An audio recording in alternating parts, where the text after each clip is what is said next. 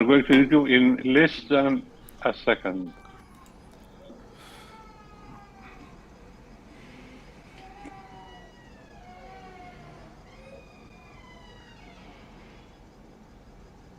Okay, we are now on YouTube now. Dr. Thank you Saad, so much. Naam. Naam. in less than 1 minute, I would like to thank all the members of the pediatric department of ايوه our حضرتك يعني لسه زمانك يعني it will be all yours. هقول لحضرتك بالظبط يعني اوكي عشان ما ندخلش بس ايه ونعيد تاني. خلاص يعني 30 هقول لحضرتك seconds. بالظبط. هقول لحضرتك بالظبط. وانا طبعا استاذن الساده المحاضرين لما يكون في حد بيتكلم يميوت ذيم سيلف والكاميرا ممكن تبقى الكاميرا اون بس ميوت ذيم سيلف عشان ما نعملش نويز في الباك جراوند.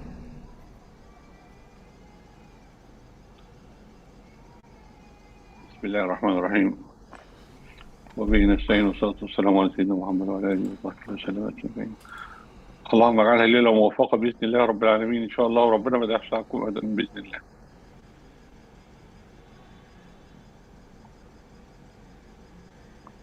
تمام. Ladies and gentlemen, this is a very, very unique scientific meeting offered by Anesthesia Department of the Cairo University, and it is super chaired by Professor Dr. Mohammed Abdul, the chairman of the Anesthesia Department in Qasr Aini, Cairo University. Professor Abdul is all yours now. Thank you so much. It's great pleasure to start our monthly scientific activity. Today we will have a pediatric anesthesia day, and I would like to thank all the members of the pediatric anesthesia department, Professor Dr. Azza Azza, Dr. Amal Abu Laila, Professor Dr. Muhammad Farouk, and Professor Maha Jamil, and all the speakers that they are going to enrich us with a full diet of pediatric anesthesia. Let's to start with the first speaker.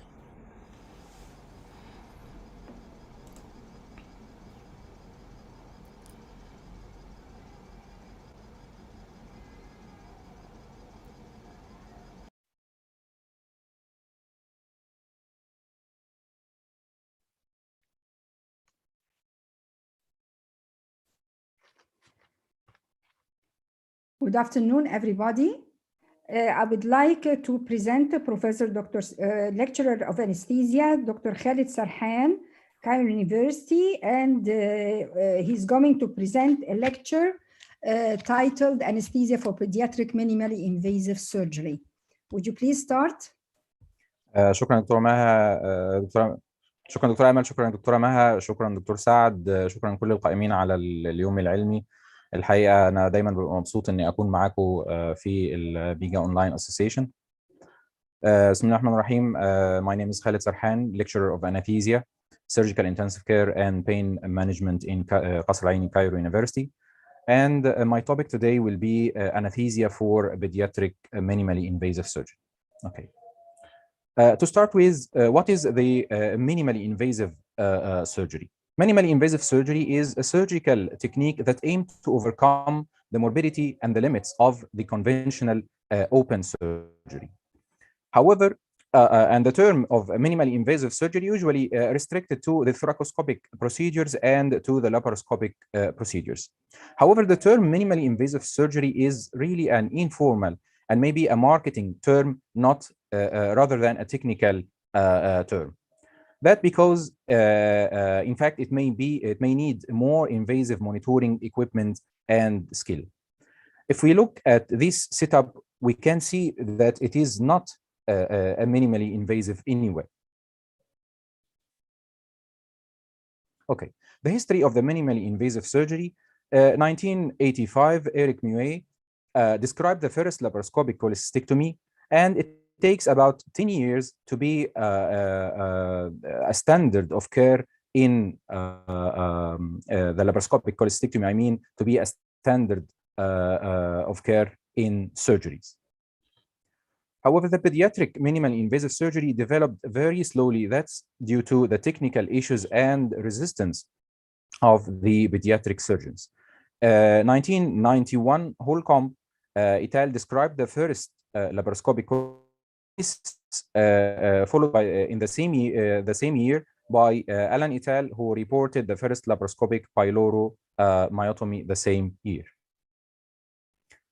And after this start, 1995, there was a great development of the issuing of the International Pediatric Endosurgery Group. And in the same year, it was the first issue of the Journal of Pediatric Endosurgery and Innovative Techniques. When I searched for the pediatric minimally invasive surgery today on the PubMed, I have found about 26,000 or more than 26,000 of publication about the pediatric minimally invasive surgeries, and more than 2,000 publication the 2020 in the year 2020. This is a small part of the very long list of the minimally invasive surgery procedures that can be done in pediatrics. So what are the advantages of the minimally invasive surgery? It seems, does it worth doing such large operations with a tiny incision? It seems it's not just about the cosmesis. It's more and maybe larger than cosmesis. Yes, the scar is a small scar and maybe invisible after a few months. However, it has less pain and less incidence of dehiscence and herniation and less infection risk. In fact, the minimally invasive surgery can act as a perioperative site infection.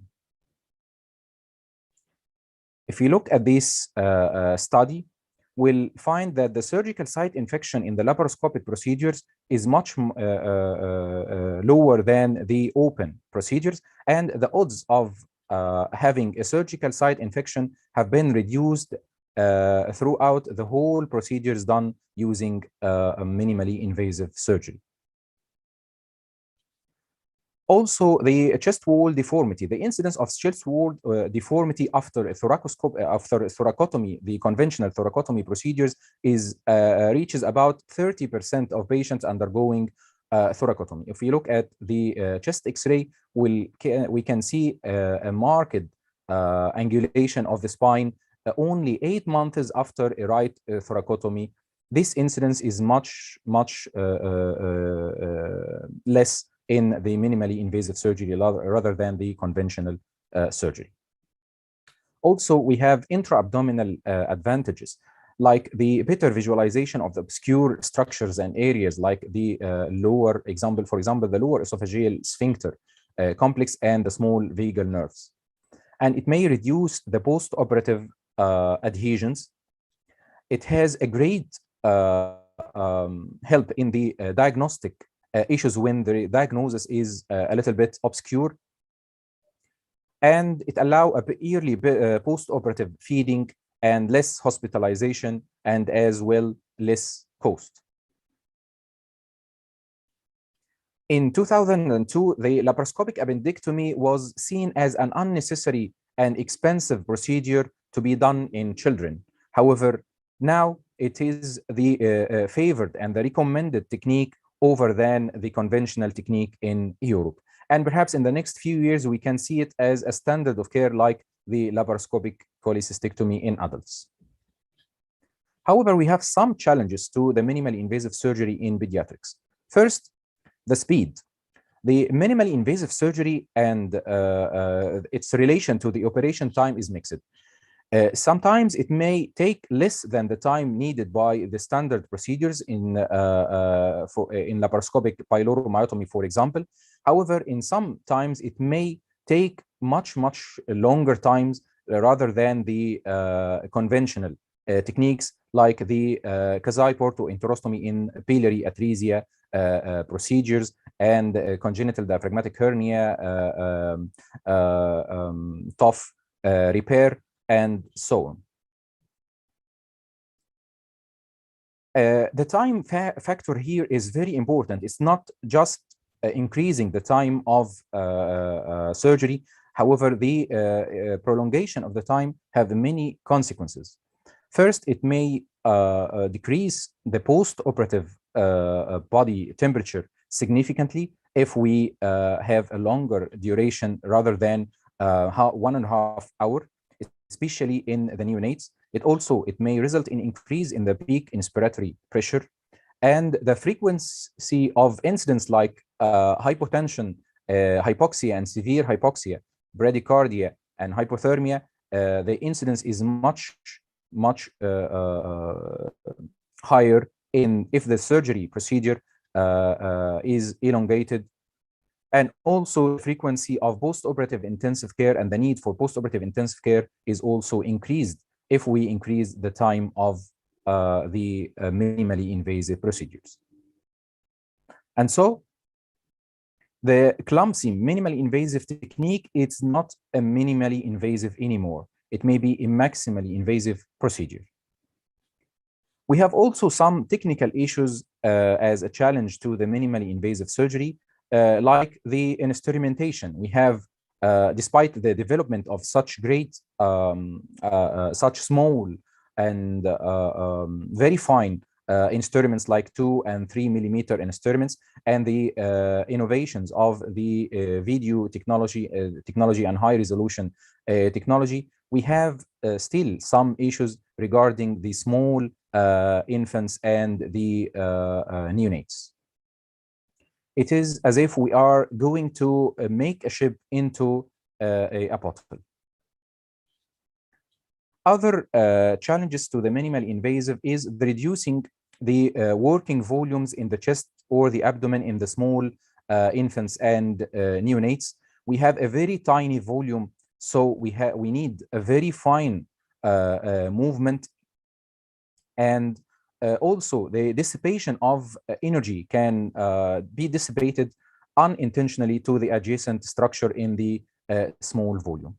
If we look at this picture, we have a 3 kilogram infant undergoing a thoracoscopy procedure. Here, the working volume is about 35 to 40 cubic centimeters, which is smaller than a golf ball. So we have a very small working volume here.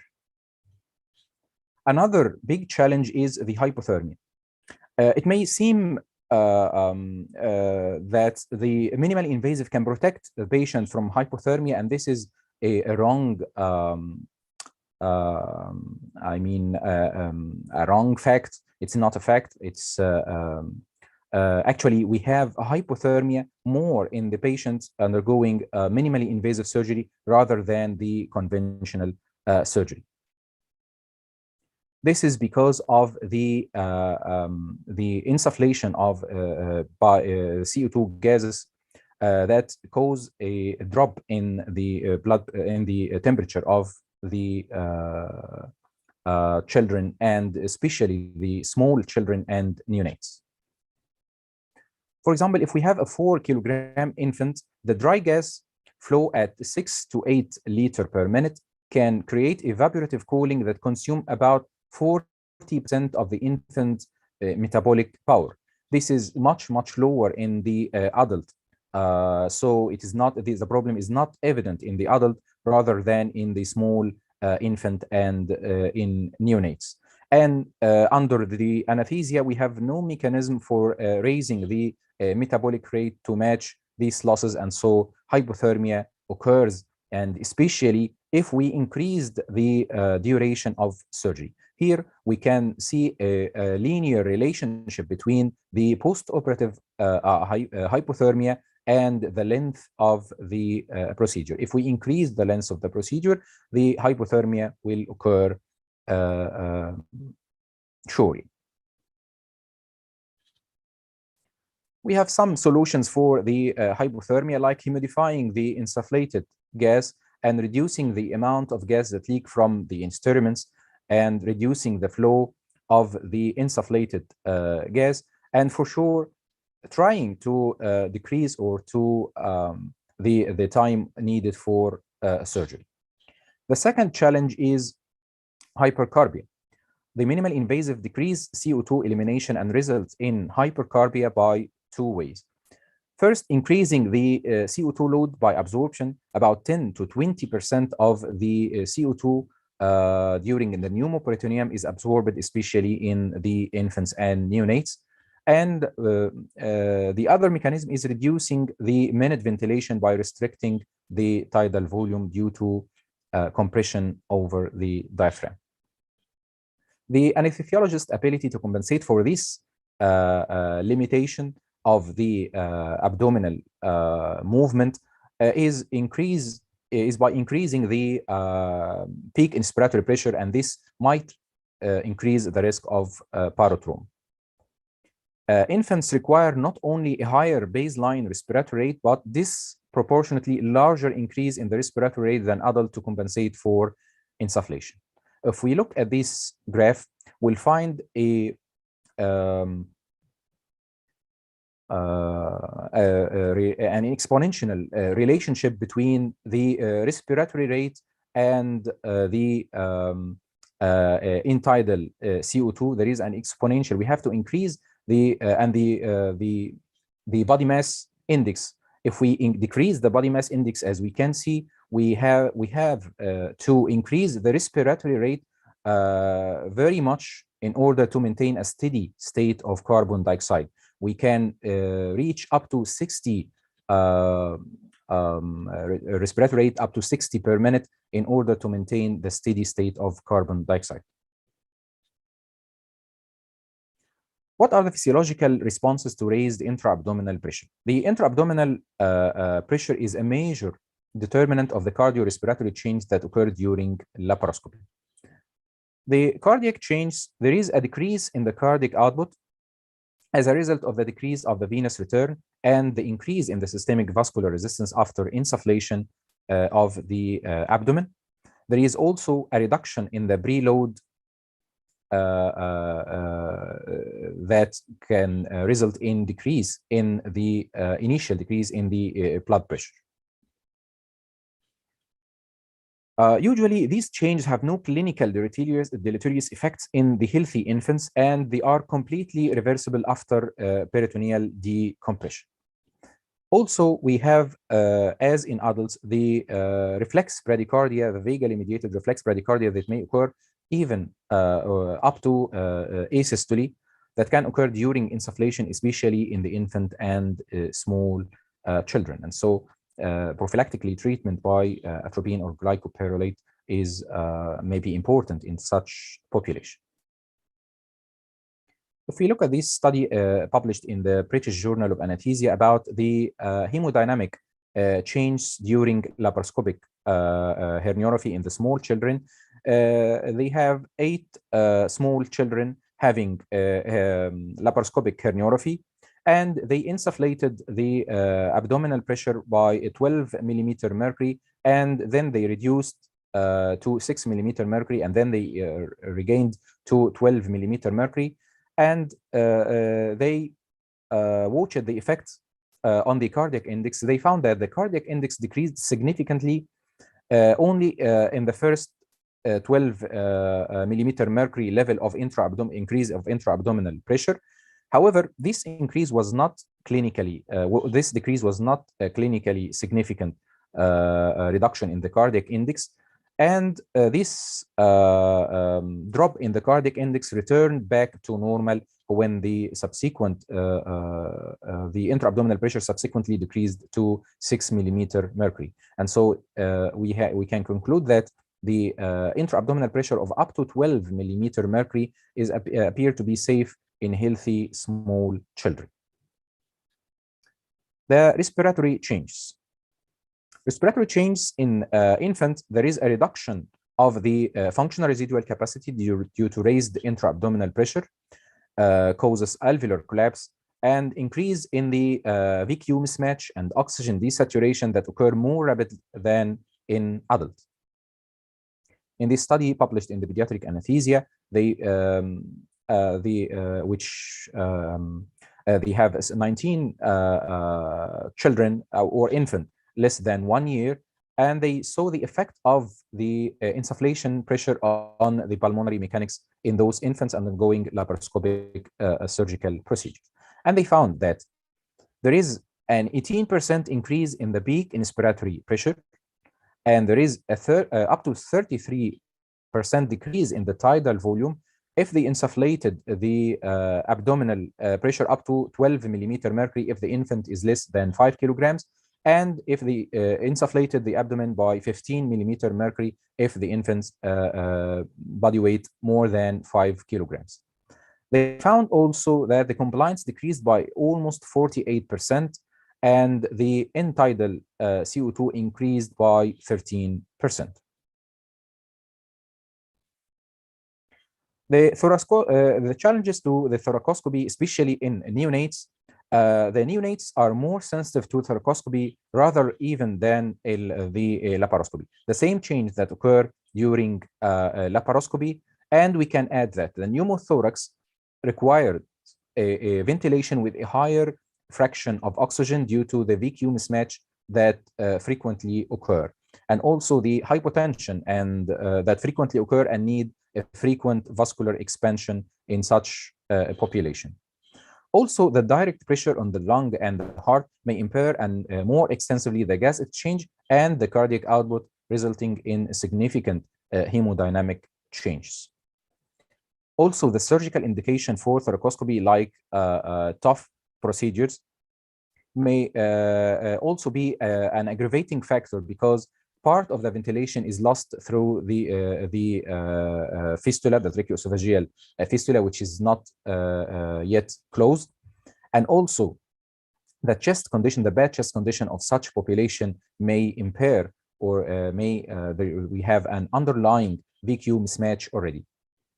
Also, the lung isolation technique in such neonates is difficult and technically challenging, and so also the length of the procedure.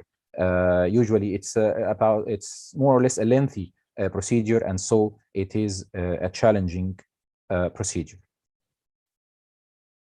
So we have to pick up the population or the neonates that are at risk for the insufflation-related incidents.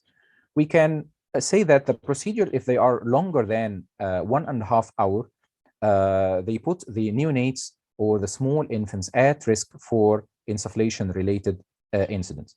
Also, the initially low body temperature and the higher insufflation pressure needed, and the end-tidal and as well end-tidal CO2 variations. If we need a vascular expansion and need a vasopressor for such infants, this may increase the risk of insufflation-related incidents. If we need a major modification in the FiO2 or the peak inspiratory pressure at the start of insufflation, this may point out that this neonate may be at risk for the insufflation-related incident.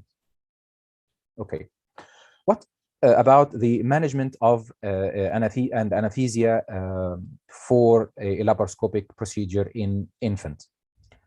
The pre-operative, we have to do a detailed history and physical examination to identify the underlying medical condition.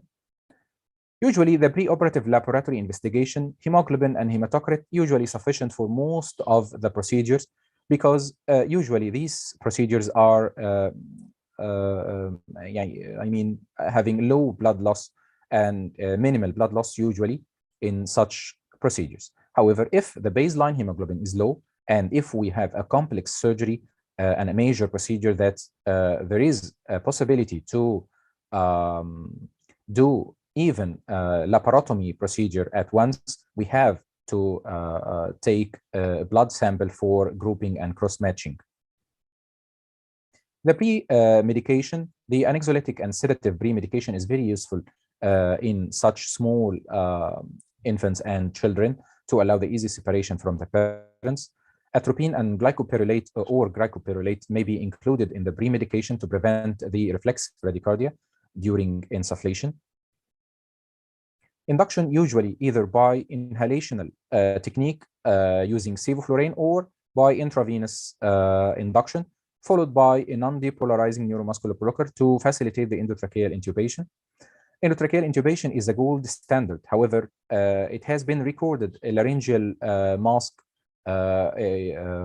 airway use in such short laparoscopic procedures, and no negative consequences occur. Ideally, we use an IV line that is above the level of the diaphragm, because to avoid the consequences of increased intra-abdominal pressure, which compresses the IVC and can block the access of the drug and fluids to the systemic circulation.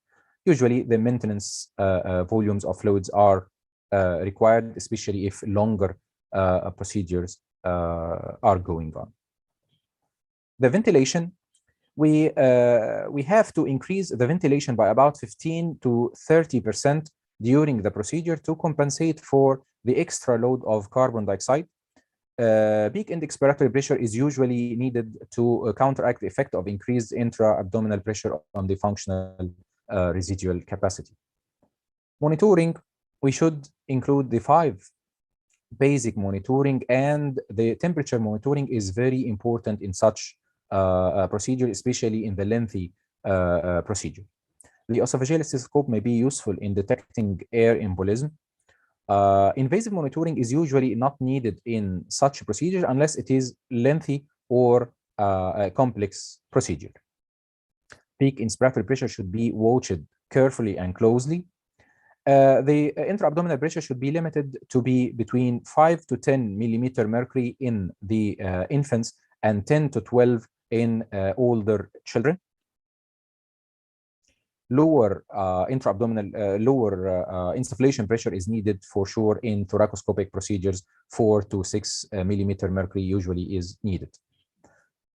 The dependence on the end-tidal CO2 may be inaccurate, especially in neonates and especially in the long procedure. And so if we are expecting a long procedures, ABG is usually needed to avoid in the lengthy procedures to avoid the inaccurate end-tidal CO2 results. The measures to prevent the perioperative hypothermia, we can increase the temperature of the operating room to 25 or 26 degrees centigrade, and humidifying the inspired gases using an active heating plank, forced convective air heating system, or an infrared radiant heater, and warming the solution used for intraoperative irrigation, and for sure limiting the time of the procedure as we could. The post-operative analgesia, usually the multimodal approach is very useful by a combination of local anesthetic infiltration to the trocar site, trocar insertion site, or intra-abdominal installation of the local anesthetic, and use of the non-steroidal anti-inflammatory drugs plus or minus opioids, usually sufficient. Caudal epidural also has been demonstrated effective following the laparoscopic procedures if it is below the level of the umbilicus. And lately we have the fascial plane blocks, TAP blocks, and other fascial plane blocks, and it is a very helpful and effective procedure for pain management. The postoperative nausea and vomiting is common, especially after laparoscopic procedures, especially in older children more than 3 years of age. So these incidents can be reduced by use of prophylactic use of the antiemetic agents. And thank you. Thank you, Dr. Khalid, for this very important topic.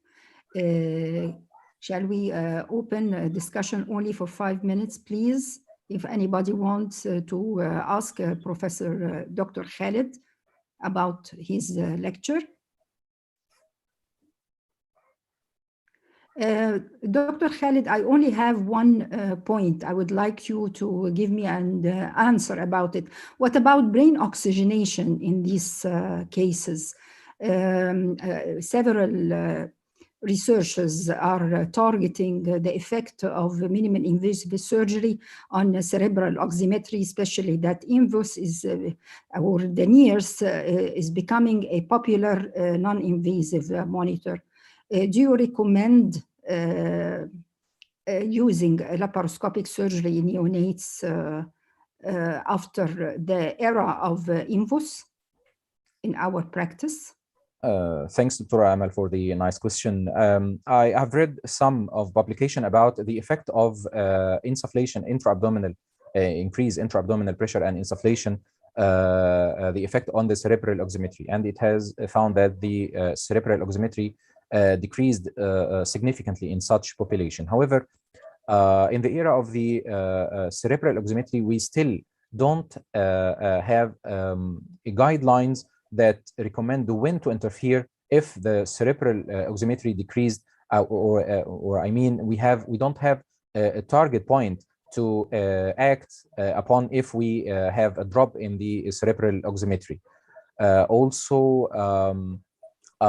we don't have a study that shows an post-operative long-term, long-term post-operative effect if the cerebral oximetry dropped during this procedure. So I can recommend that we should use the cerebral oximetry if it is feasible to use in such procedures. However, we don't still have enough cut-off value to be pretty sure that this is harmful to the neonates or the children. Thank you, Dr. Khalid. So you agree with me that we need further research and long research for such items. Thank you very much. Thank you, Dr. Amal.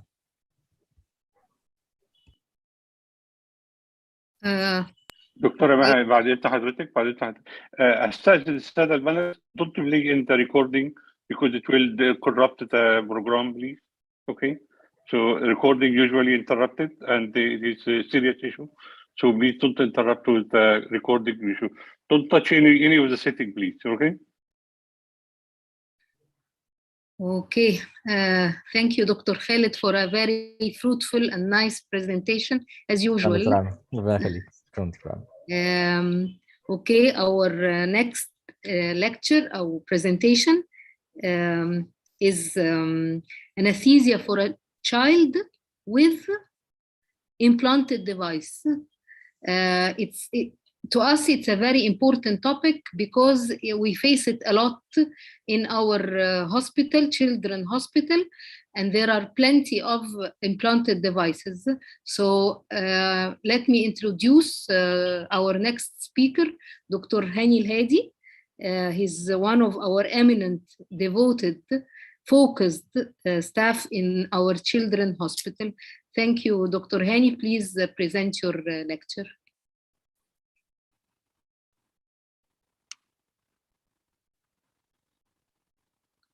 Dr. Hani, are you ready? Yeah.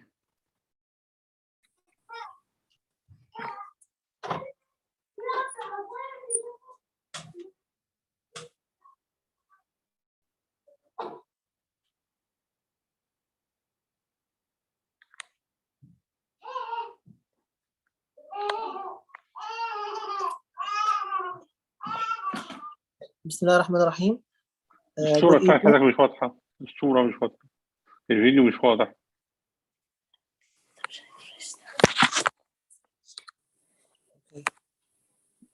الفيديو بتاع حضرتك مش واضح.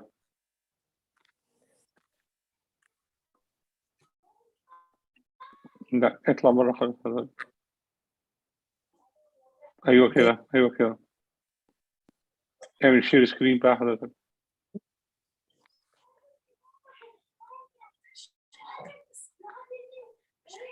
خلي العيال يبطلوا صوت.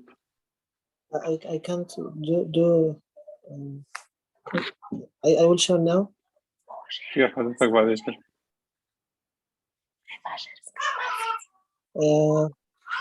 في حد في صوت ورا، في noise, background noise. I'm trying to share video, but there is a problem in sharing with the video. Sharing from the iPad. احنا قلنا امبارح من الكمبيوتر في الخير.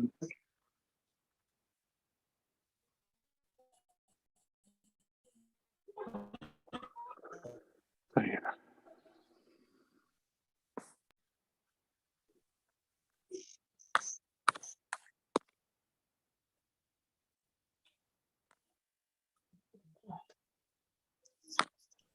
شير تاني كده حضرتك، انت حضرتك sharing screen. Video. You are sharing screen now. But Okay. it is not coming. It is not coming. Can you stop sharing and share again, please? هات البرزنتيشن الاول دكتور يعني هات البرزنتيشن الاول على الكمبيوتر بتاعك. لا مش دي البرزنتيشن المحاضرة على الكمبيوتر بتاع حضرتك، على السكرين بتاع حضرتك. I'm sharing now. طيب تمام. 1 second. Yeah. Microphone off. Yeah. Why microphone is off? Yes. Come on. Yes. That's perfect. Perfect. Thank you. Yeah. Okay. Go ahead, please, and I will correct it. Go ahead. Thank you. Bismillahirrahmanirrahim. Good evening. Thanks all. My talk tonight is about anesthetic management of children with implanted device. An implanted device is a medical device that's inserted inside your body in order to replace a missing part, deliver medication, monitor a function, or support an organ. Medical devices, implanted medical devices may represent an early stage of the interaction or integration between the human and the machine, or between the human being and the computer systems. As we show here, there are plenty or multiple devices that can be inserted inside this tiny creature. However, we will discuss and brief some of them. First, we will start with the management of a child with an implanted insulin pump. Implanted insulin pump is a small battery-operated programmable device that supply subcutaneous insulin continuously in order to replace the missed insulin in type 1 diabetic children. These devices will supply insulin in the form of basal rate and a bolus doses. The implanted device the system consists of a pump and a cannula inserted subcutaneously. This cannula can be either in the form of a metal needle or a plastic needle connected through an extension tube. The insulin is contained within a syringe or and there are many types of these pumps can measure glucose continuously. Others have tubeless connection. What about the pre-operative management of these children? Endocrinological consultations of paramount importance. You should verify the appropriate pump function and its location. Is it in the field of the surgery or not? Pre-operative assessment of the glycemic control as usual for pediatric diabetic patients. These cases should be started as the first case of the day. As a recommendation, you should continue the basal regimen of the pump. You have to change the metal infusion set to the plastic one, and please put or place your cannula away from the surgical feed. The capillary blood glucose should be measured hourly. Intra-operative management. When your case is a minor case and a competent caregiver or trained diabetes provider is available, you can go with your pump.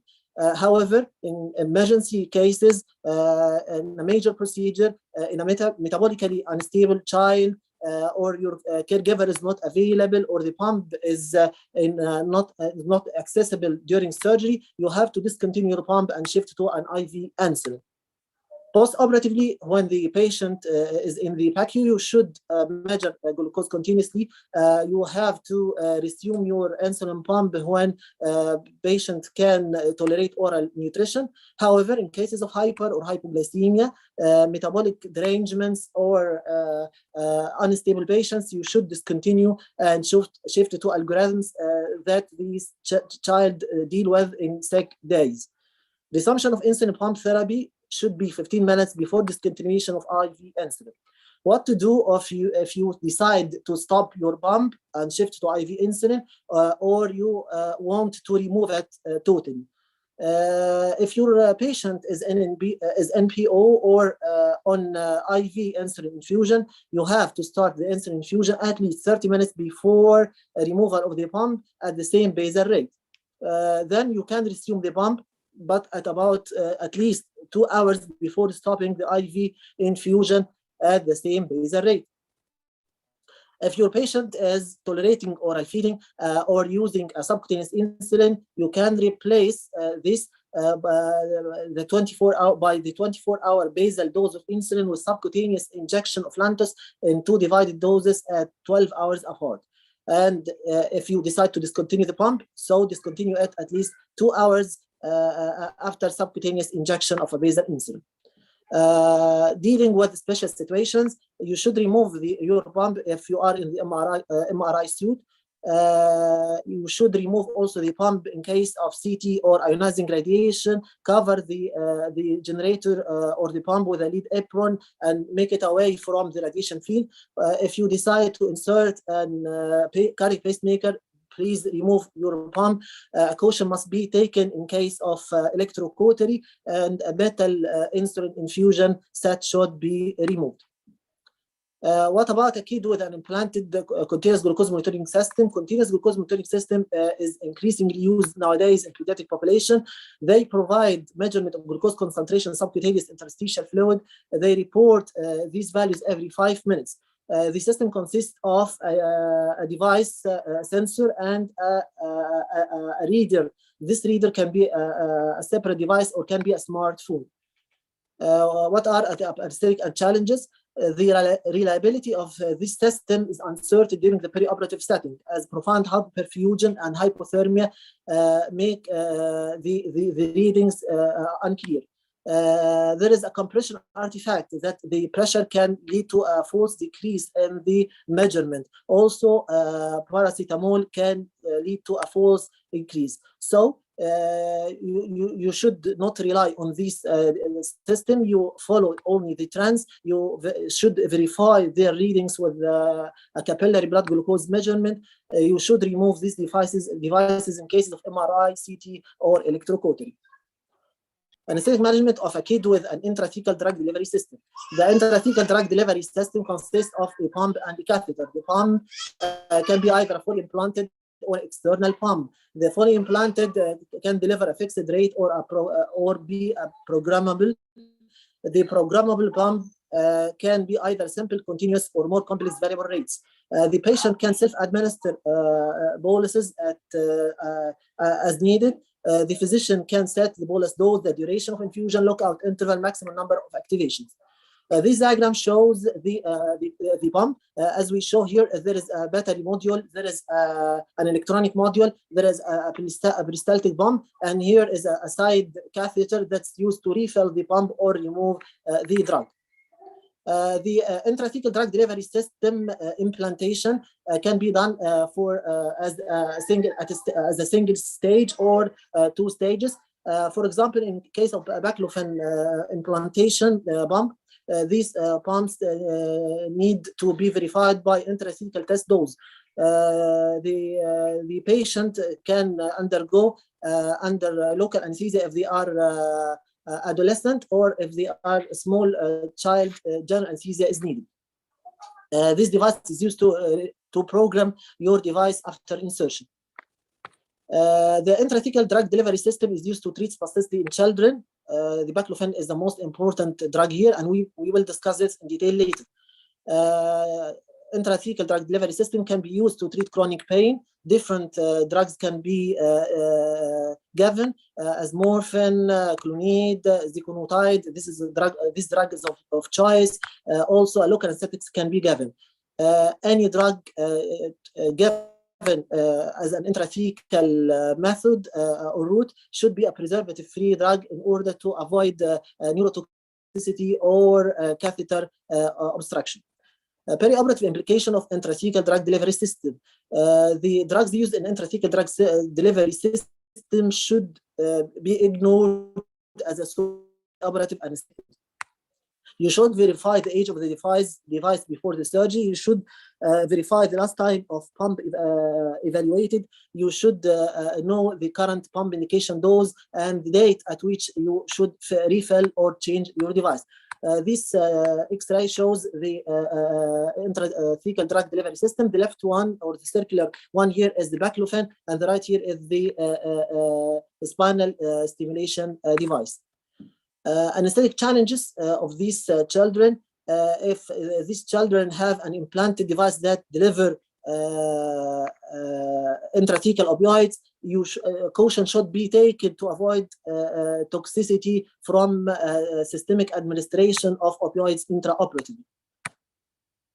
The position of the device should be noted before surgery. Is it in the field or away from the surgery? What about the catheter location? These patients should be monitored for their temperature, as hyperthermia can cause an overdose and toxicity, while hypothermia can lead to recurrence of the symptoms or development of withdrawal symptoms. What about the intrathecal drug delivery system and the regional anesthetics? Always check the device place and the catheter before going to neuroaxial blocks. You can revise an imaging before. Regarding spinal anesthesia, avoid direct lumbar puncture, as this can injure your or damage your catheter. And instead, you can utilize the side access port of the device after aspirating the drug present in the pump. Epidural can be done, however, care should be taken to avoid damage of the catheter. Ultrasound can help. Post-operatively, a bolus function can be used to control post-operative pain, and these patients need to be monitored in high dependency unit. MRI can be done without contraindication. However, these patients will receive a patient implant card. This patient implant card notifies that you should aspirate your drug before going to the MRI. Kid with intrathecal baclofen pump. The baclofen implanted pump is a type of insulin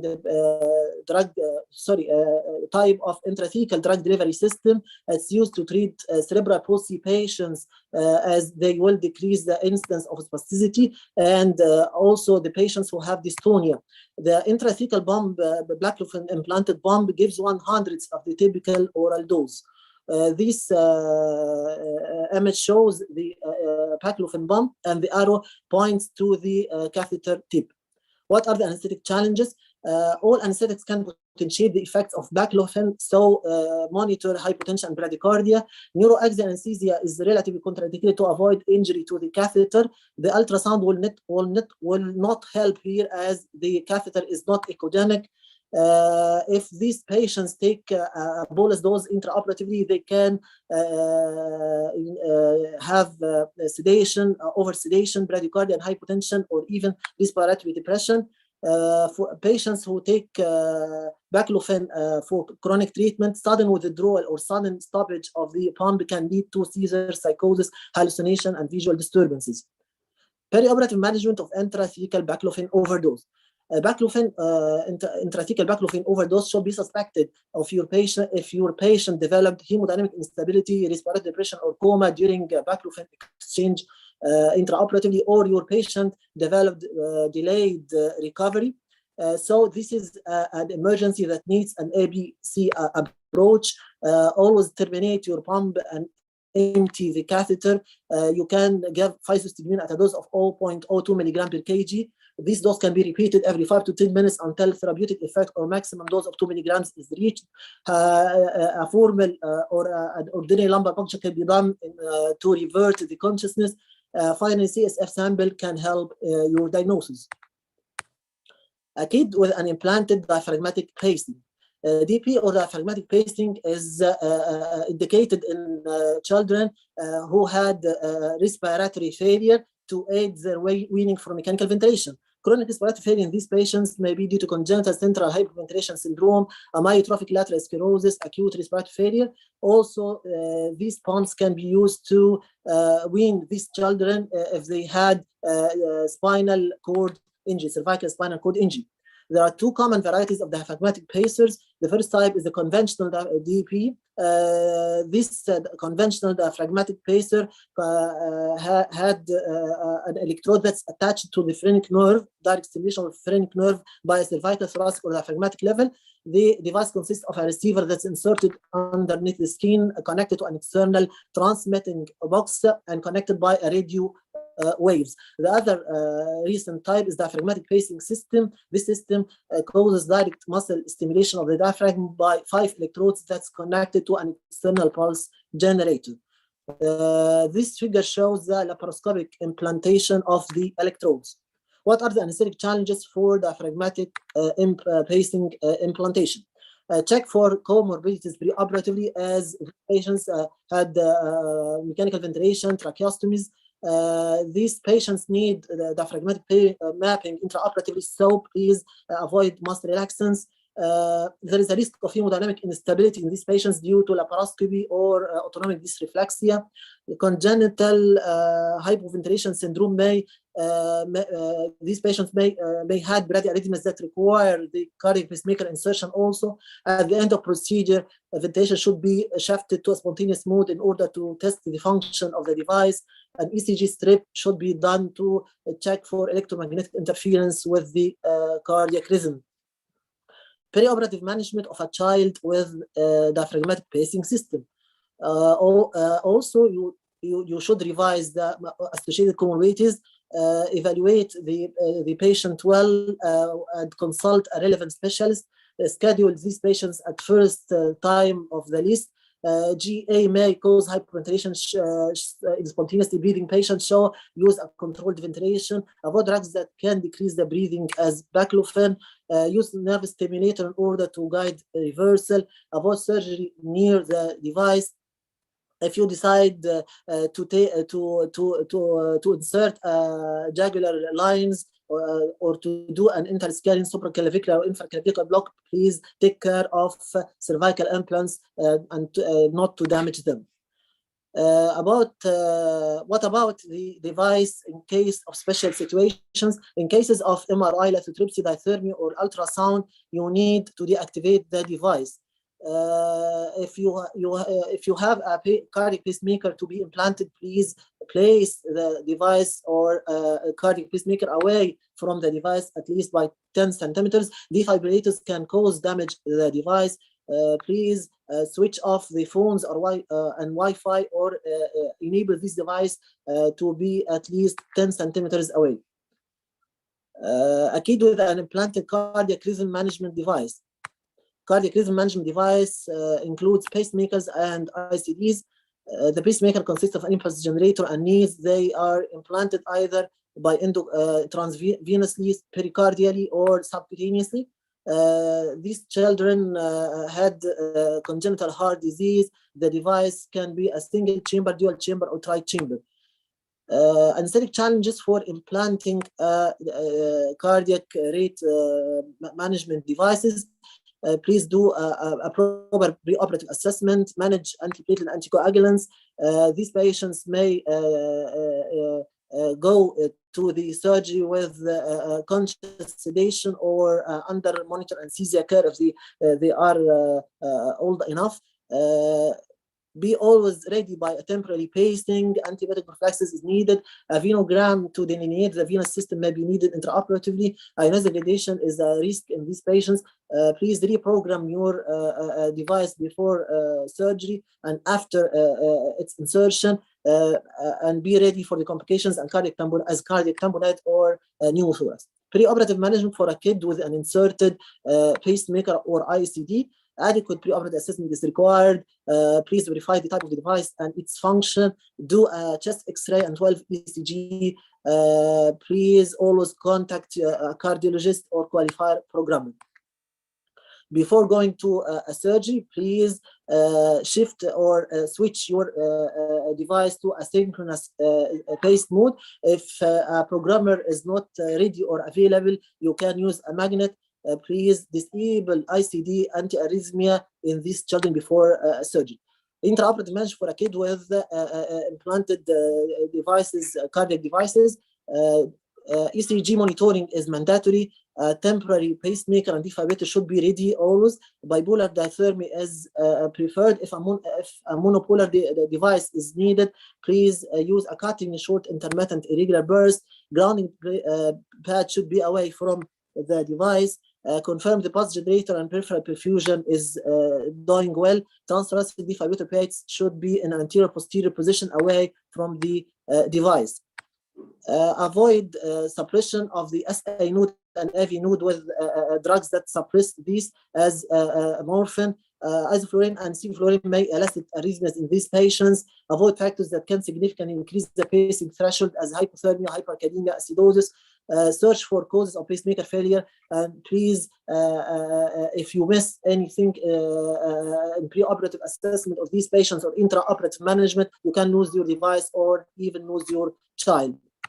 Post-operatively, reset your device, check that the device is working well and maintaining your hemodynamics.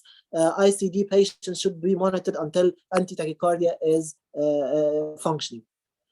Kid with an implanted deep brain stimulation. Deep brain stimulation, DBS system, is used in children in order to manage dystonia, which is a movement disorder.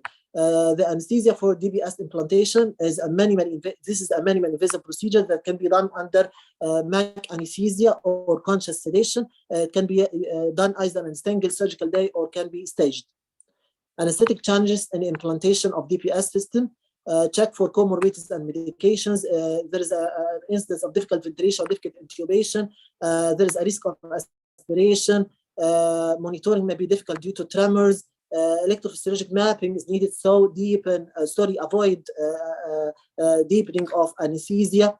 Awake craniotomy may be done in older children. You can use a sleep-awake asleep technique plus scalp block. Control blood pressure, as hypertension can lead to intracerebral hemorrhage, and venous air embolism is a risk. Please turn off the pulse generator during insertion and avoid electrocautery. Bipolar is preferred. Anesthetic management of a kid with implanted DPS. Check it pre-operative. Check your child pre-operatively and check the system is working well. Chest X-ray is mandatory. Before intubation, please leave your DPS system is on to aid your intubation, and deactivate after intubation. Reactivate before the emergence. If you decide to insert an internal jugular venous catheter, please use the other side. Avoid monopolar diathermy and use bipolar devices. What about DBS and special situations? There is a risk of interference, electromagnetic interference. Avoid magnet to program your cardiac pacemaker. ECT electrodes should be placed away from DBS electrode. Lead shield is the radiation therapy. Turn off in case of during lithotripsy and deactivate an MRI. The last device here, kid with an implanted ventricular assist device. This is the last device tonight. VADs are used to bridge children in severe refractory heart failure to cardiac transplantation or recovery. These children had congenital heart disease, may had dilated cardiomyopathy. There are two main types of VAD devices: the left ventricular assist device and the BiVAD. This figure shows two common types. Components of left ventricular assisted devices. It consists of inflow cannula, a mechanical pump, and outflow cannula that is connected to the ascending aorta. There are two types of blood flow or pumping blood flow. Either the flow can be pulsatile flow or a continuous flow. Anesthetic challenges for VAD implantation. These children had heart failure. They came from ICU on multiple medications and vasoactive drugs. There's a high risk of bleeding and high blood product requirements. Emergency kits should always be ready. Cardiostable induction is needed. Cardiopulmonary bypass is mandatory in these patients. Use femoral vessels as an access in children less than 12 months. What about anesthetic challenges for a kid with an implanted VAD? Underlying heart disease in these children is a challenge. be cautious from morbidity that's caused by the mechanical device as pump thrombosis, anticoagulation, mechanical hemolysis, and platelet dysfunction. Understand the VAD supported physiology. A team approach is mandatory. Ideally, these cases should be managed in a centers experienced in these cases, and states shouldn't alter the pump setting without direct consultation with the VAD specialist. As a pre-operative, always check your device, comorbidities, and baseline status. Revise your medication, imaging as usual, anticoagulation management, general anesthetist, cardiac specialist, anesthetist in conjugation with the VAD specialist, all should manage these patients. Intra-operatively, your goals is to optimize the preload, maintain right ventricular function, manage systemic vascular resistance as these patients has fixed cardiac output, maintaining VAD function. Monitoring may be difficult in case of continuous flow VAD, as there is an absent pulse and pulse oximetry and non-invasive blood pressure is obtainable. There is no need for endocarditis prophylaxis, just aseptic techniques. Bipolar diathermy as advised. Grounding plate should be away from the device. Post-operatively, these patients should be managed in high dependence intensive care unit. Good control of pain management is advised. Resume anticoagulation as soon as possible. What about the advanced life support management in these patients? As usual, you can follow the same protocols. Always check your device when you are doing advanced cardiac life support. The external chest compressions can be done, although debatable. To sum up, if you meet a child in your practice by a device, always you can use this algorithm. Always ask yourself a question: is this device is a pump alone or it's a pulse generator? In case of a pump or pulse generator, always you have to check your device before the surgery. You should be made an X-ray to confirm its location. Ask yourself, is this device should be removed or just discontinued before surgery? Ask yourself about what about feasibility of electrocautery? What about radiation MRI? If your device is a pulse generator device, an electromagnetic interference should be the risk of electromagnetic interference should be raised. This electromagnetic interference can cause triggering the device, or can inhibit the device, or it can lead to interference with the monitoring system. Finally, dear colleagues, be ready to meet these children or face these challenges in order to be not surprised as these doctors who were surprised when they discovered or found their patient is a robot rather than a human. Be ready in order not to damage your patient or the robot. Thank you. Thank you, Dr. Hani, for a very nice presentation. Actually, it's very valuable, and it's a reference for all of us. So thank you for the collecting all these implanted devices in one presentation. It's really very valuable. Any questions to Dr. Hani?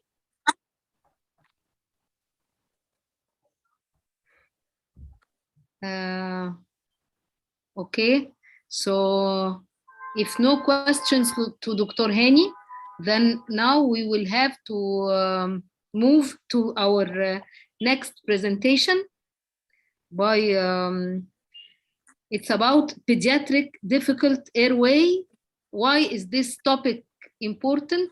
I believe everyone who works on the pediatric, our children hospital, will understand why is it, what is the error traps, and why is this topic really important to us. I will leave it to Dr. Karim Nawar, one of our most determined, competent, focused, and diligent lecturer in our hospital. So I will leave him to present his lecture now. تفضل يا دكتور كريم. Thank you, Dr. Maher, for this nice introduction. And I'd like to thank all our professors, our dear professors, for this kind opportunity to share and participate again in this wonderful event sponsored by the Mega Association.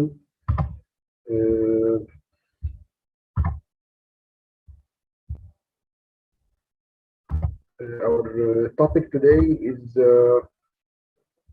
about difficult intubation, but from other perspective.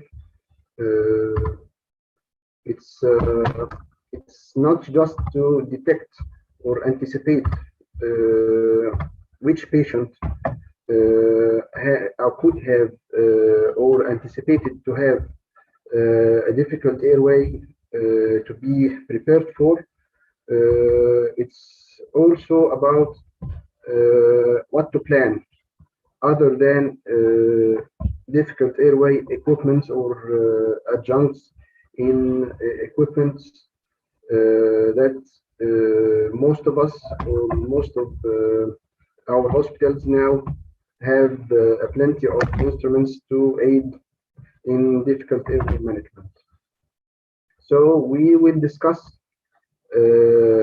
the error traps that we could meet during difficult airway management, especially pediatric airway management. To introduce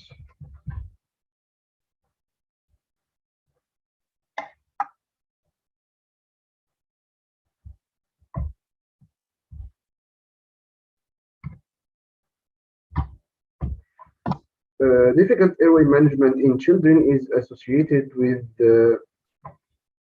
considerable morbidity. Neonates and children or young infants are vulnerable group for hypoxemia and hypoxic cardiac arrest.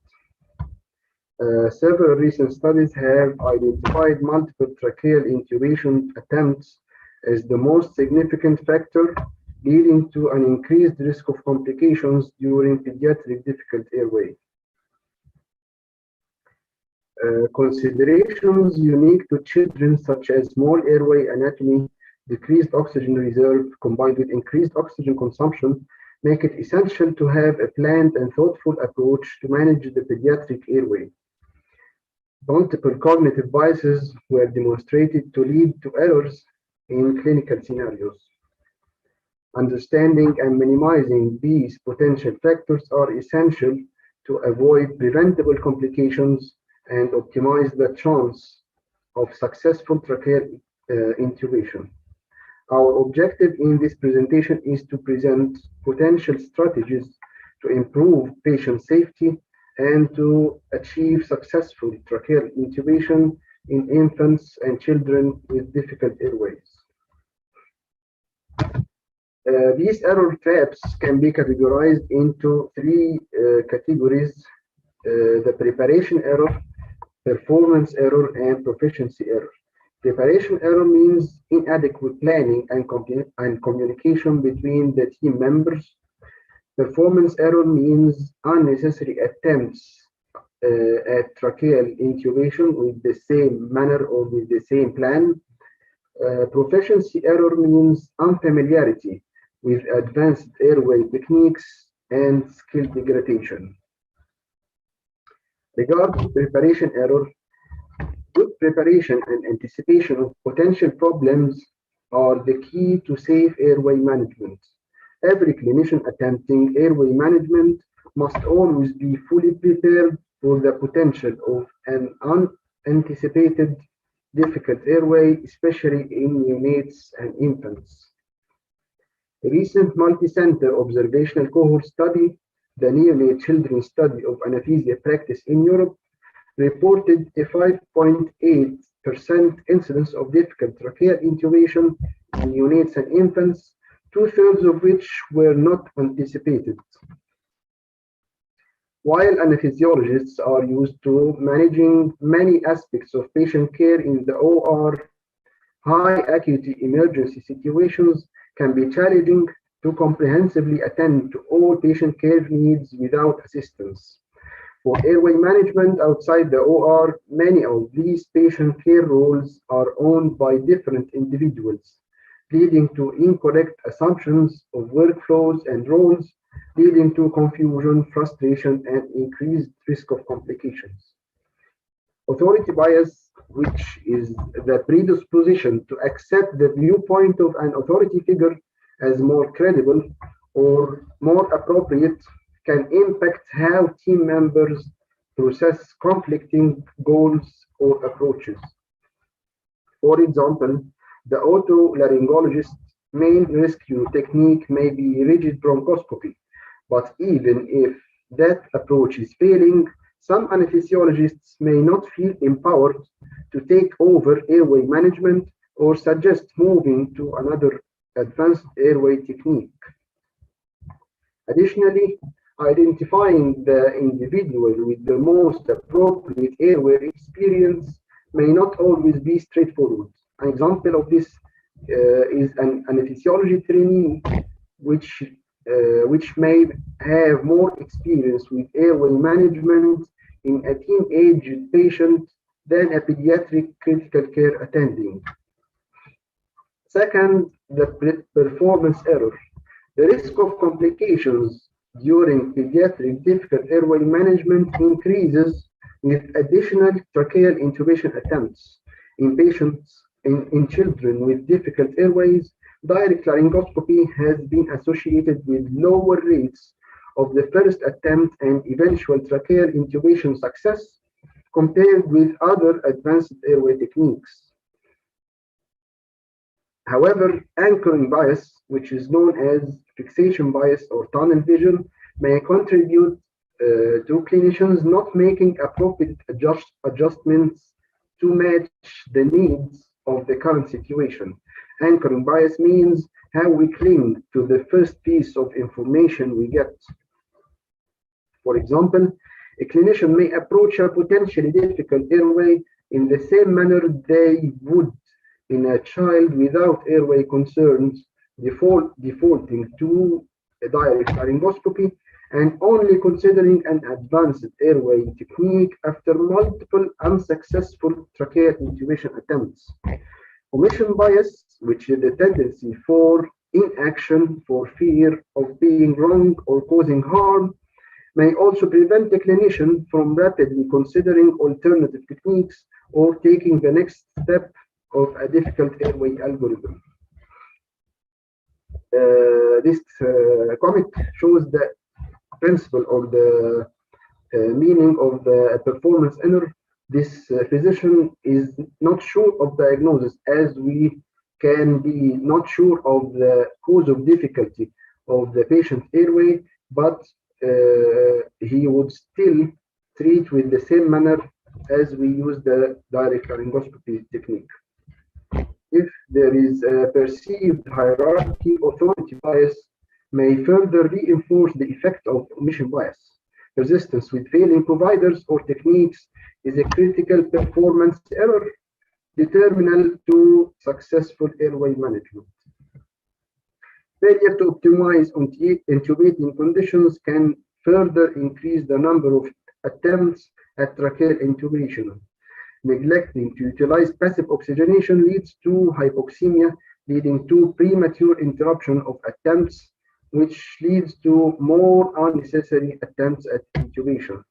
Approximately 1.6% of children within the pediatric difficult intubation registry, including 1,289 patients, had a cardiac arrest requiring resuscitation, all of which were preceded by severe hypoxia or hypoxemia.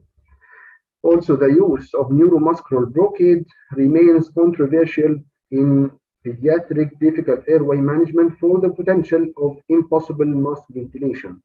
In the pediatric difficult intubation registry, spontaneously breathing anesthetic techniques were associated with a higher incidence of complications such as hypoxemia or laryngospasm and lower tracheal intubation success rates rather than controlled ventilation techniques. Without neuromuscular block, an inadequate plane of anesthesia leads to increasing the likelihood of airway reactivity with airway manipulation, such as laryngospasm or coughing, while increasing depth of anesthesia will require increasing doses of anesthetic or analgesic agents, which may lead to apnea or cardiovascular depression. In the same analysis, the incidence of impossible mask ventilation, however, was only 0.3%.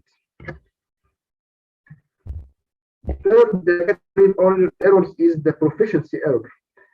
As with all technical proficiencies, skill degradation is inevitable if it is not maintained. Relying upon unfamiliar techniques when a difficult airway is encountered may not be adequate for skill acquisition or maintenance. In addition, familiarity with the setup required for the equipment is equally important, which is more significant with the added stress and pressure associated with the difficult airway management. For example, understanding the differences between the flexible fiber optic and the video bronchoscope systems and the unique setup requirements for each, either in or outside the OR, especially if a separate camera head or a light source is needed. Similarly, the use of the non-standard hyperangulated video laryngoscopy requires a different technique to that of both direct laryngoscopy and the standard blade video laryngoscopy, where in the direct laryngoscopy and during using the standard video laryngoscopy, we need to some lifting of the shoulders to obtain alignment of the planes to be able to visualize the laryngeal inlet, while during using the hyperangulated video laryngoscopy, alignment is not mandatory, as the hyperangulated blade curves around the structures, which enables us to see or to visualize the laryngeal inlet without the alignment used in other approaches. Lack of adequate experience with the technique may lead to an anchoring bias, or not initially considering an alternative technique, or not rapidly adapting to changing conditions in the scenario when appropriate. Another relevant cognitive error is overconfidence bias, which is the inability to recognize the need for help or overestimation of one's ability, which is called the Dunning-Kruger effect.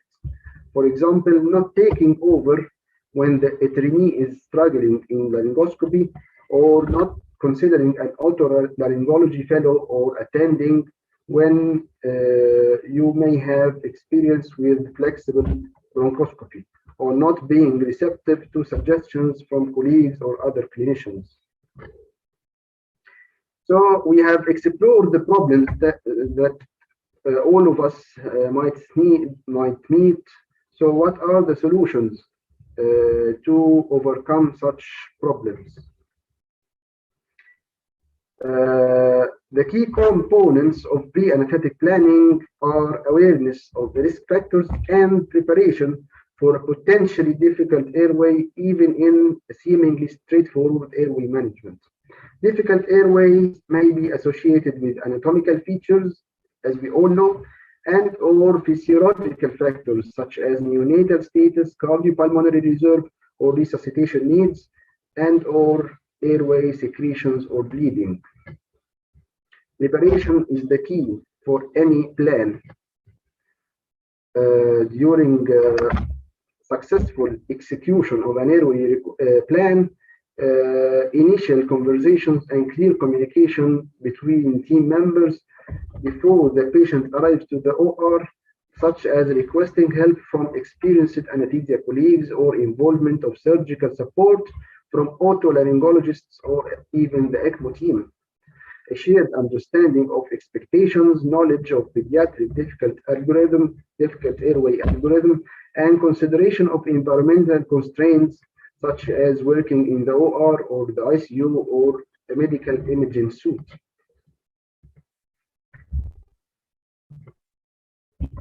consistent use of a structured airway timeout or huddle will improve communication both in and outside the OR. A standard checklist or timeout should identify team members and experienced help, assign roles, verify availability and preparation of necessary equipment, and delineate the plan, including next steps if the initial plan is unsuccessful. Good planning and management discussions during anticipated difficult airway cases will facilitate safe airway management for the current patient and promote better teamwork and understanding of roles as well. This is an example of structured difficult airway management timeout, including 4 phases: introduction and roles, approach, ventilation strategies, and airway plans, and alternative plans as well. Establishing the routine use of an organized approach as a multidisciplinary timeout will help with effective communication and management of anticipated difficult airways, which is significantly more prone to lapses and errors. The more teams are used to working together and getting familiar with their individual strengths and limitations, the better they will perform in an emergency. During active resuscitation measures, time for formal discussions may be limited, so regular simulations can be an effective way of practicing communication skills and teamwork, especially in unexpected scenarios. Regarding performance error, the rule is to reduce the risk of complications. Every effort should be made to optimize tracheal intubation success with the first attempt. So, first of all, passive oxygenation, which is a simple, underutilized technique. Given the increased liability for hypoxemia in neonates and infants, mitigating rapid desaturation during an intubation attempt may decrease the number of attempts required, as when oxygen saturation is maintained, less time pressure is present, so it thus prevents premature abortion of an intubation attempt. Passive oxygenation may be as simple as low-flow nasal cannula, which is readily available in most clinical settings, or more effectively, a high-flow nasal cannula system. It is not universally practiced as a standard of care, unfortunately, so a change in culture and mindset is needed before its widespread use. Second, advanced airway techniques for the initial approach at tracheal intubation, especially in young infants. Although limited data guides which technique is best for a given patient, traditional direct laryngoscopy is a poor choice due to its very low first attempt and eventual success rates in children with difficult airway.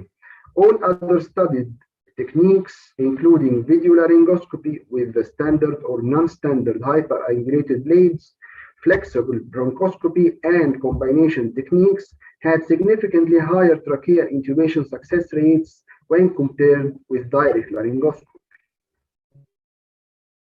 An important advantage of a supraglottic airway technique, either for ventilation rescue or to aid in tracheal intubation, is that it may overcome the upper airway obstruction effectively by passing the limitations of face mask ventilation.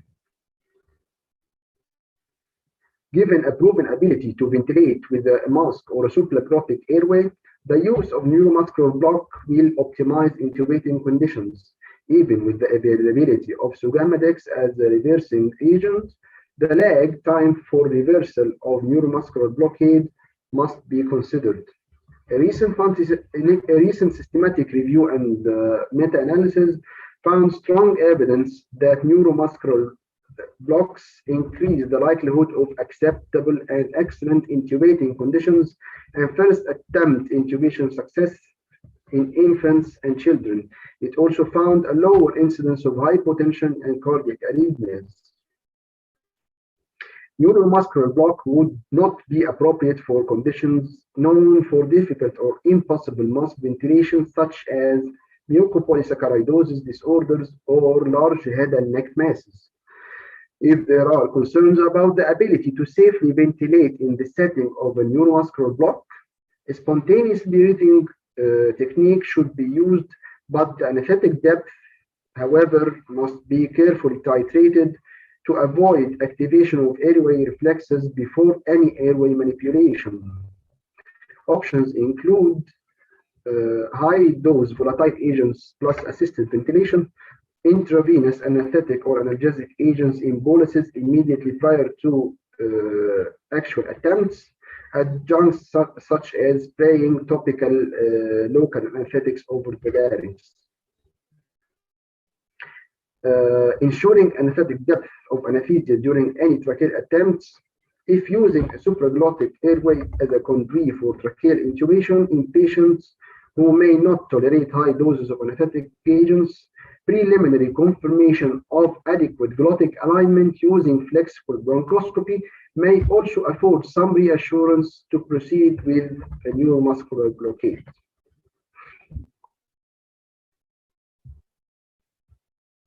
Third aspect, the proficiency error. Approach to solve such a problem should be from a personal and institutional level.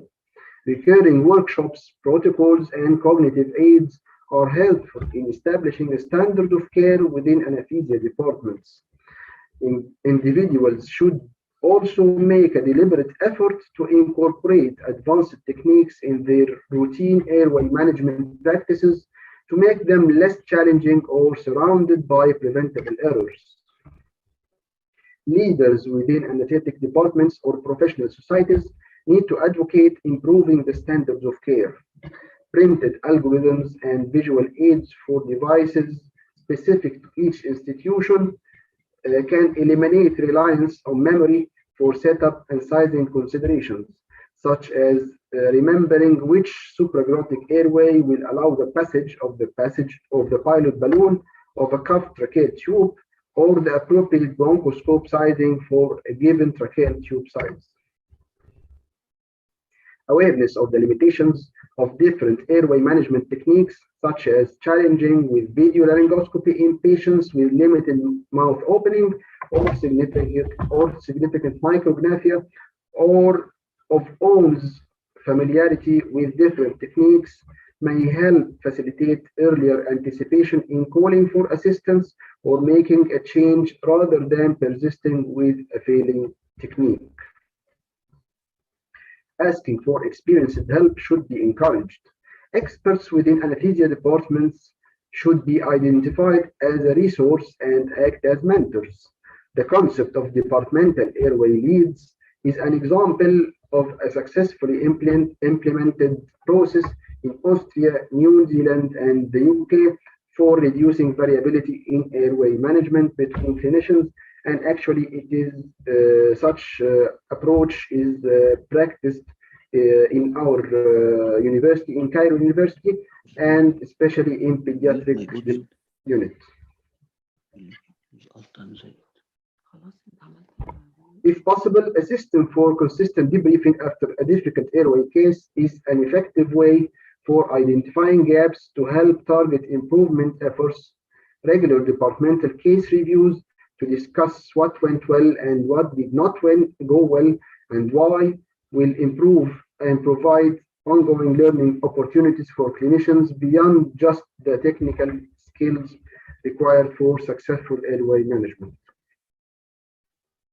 And such technique can, this is a summary of the error traps that we have discussed.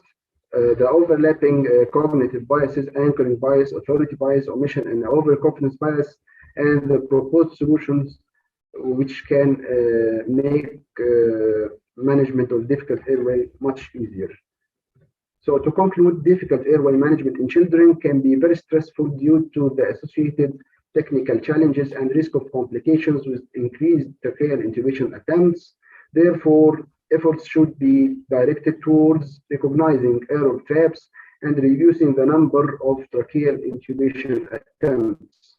By overcoming such problems by relevant solutions, we can achieve successful, safe airway management and tracheal intubation. Thank you. Thank you, Dr. Karim, so much for this very nice presentation. Any questions to Dr. Karim? دكتورة مها، دكتور محمد عبد الرؤوف. دكتور محمد اتفضل. دكتور كريم، أنا كنت بس عاوز أسأل حضرتك the value of ultrasound in predicting and minimizing the problem of difficult airway in pediatrics.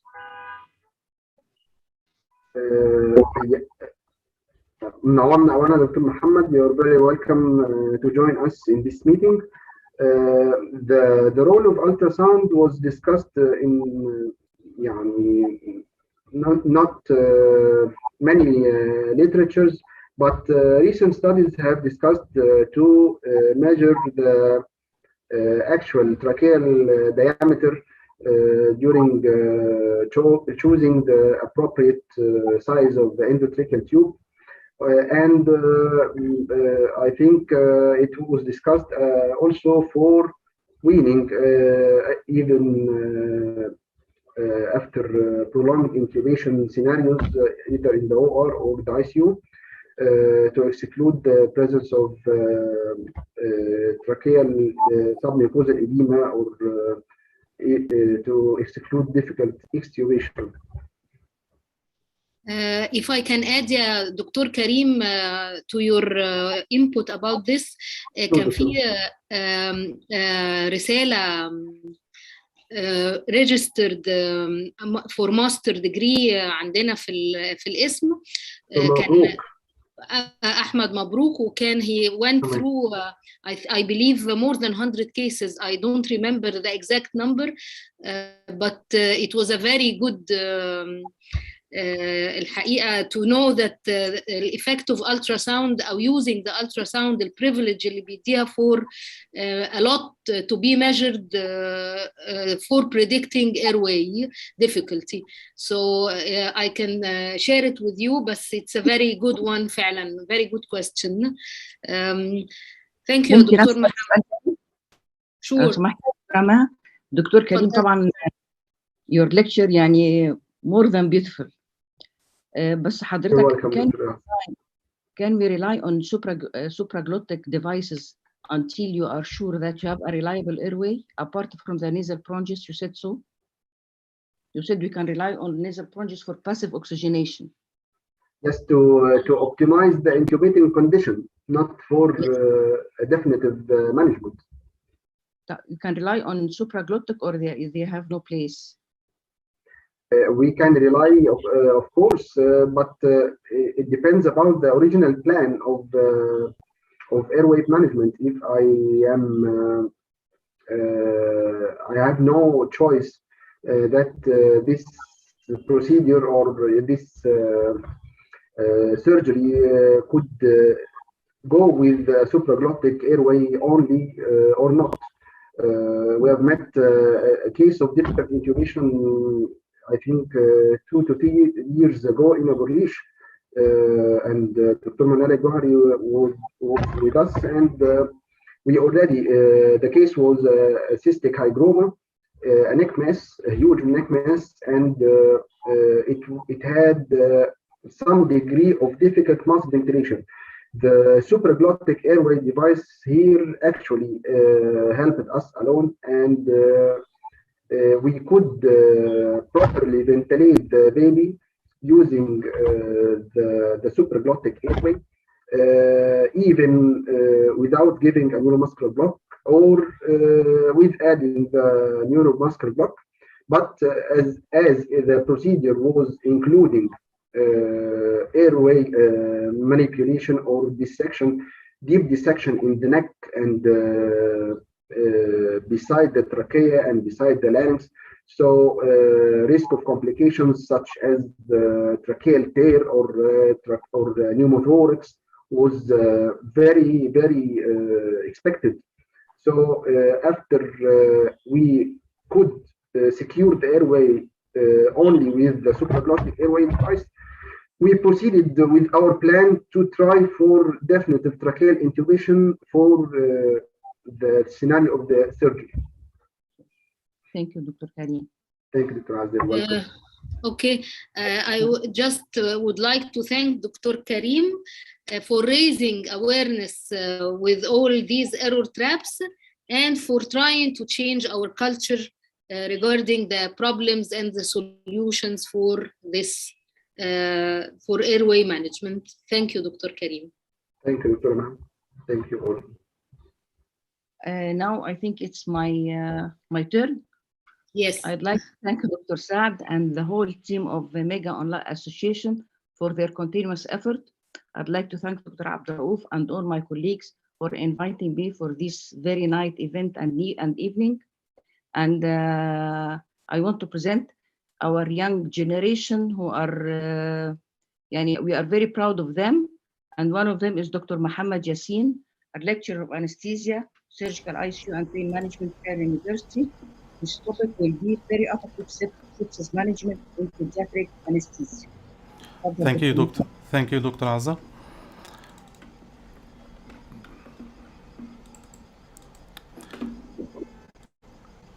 Okay. First of all, I want to thank Dr. Saad Madli for his great efforts, and much thanks to our professors for allowing me to share in this scientific day. My topic today will be pediatric sepsis from PICU to OR. I'm Dr. Mohammed Yassin, lecturer of anesthesia, surgical intensive care, and pain management, Cairo University, diplomate of European Society of Anesthesia and Intensive Care, and fellow of the College of Anesthesiologists in Ireland. The objectives of my lecture will be definitions, recognition of sepsis in pediatrics, management guidelines, fluid-resistant shock, catecholamine-resistant shock, and the considerations for anesthetist. Since 1992, there were a lot of consensuses concerned about sepsis and septic shock. However, two of which were concerned about pediatrics. Society of Critical Care Medicine and European Society of Intensive Care Medicine established the Surviving Sepsis campaign in a trial to improve definition, recognition, and management of sepsis and septic shock. And definition of sepsis and septic shock in pediatrics more or less follow the definition of that in adults. And as we know, the definition of sepsis is a dysregulated immune response against infection, and septic shock is considered to be a subtype of sepsis associated with cardiovascular dysfunction.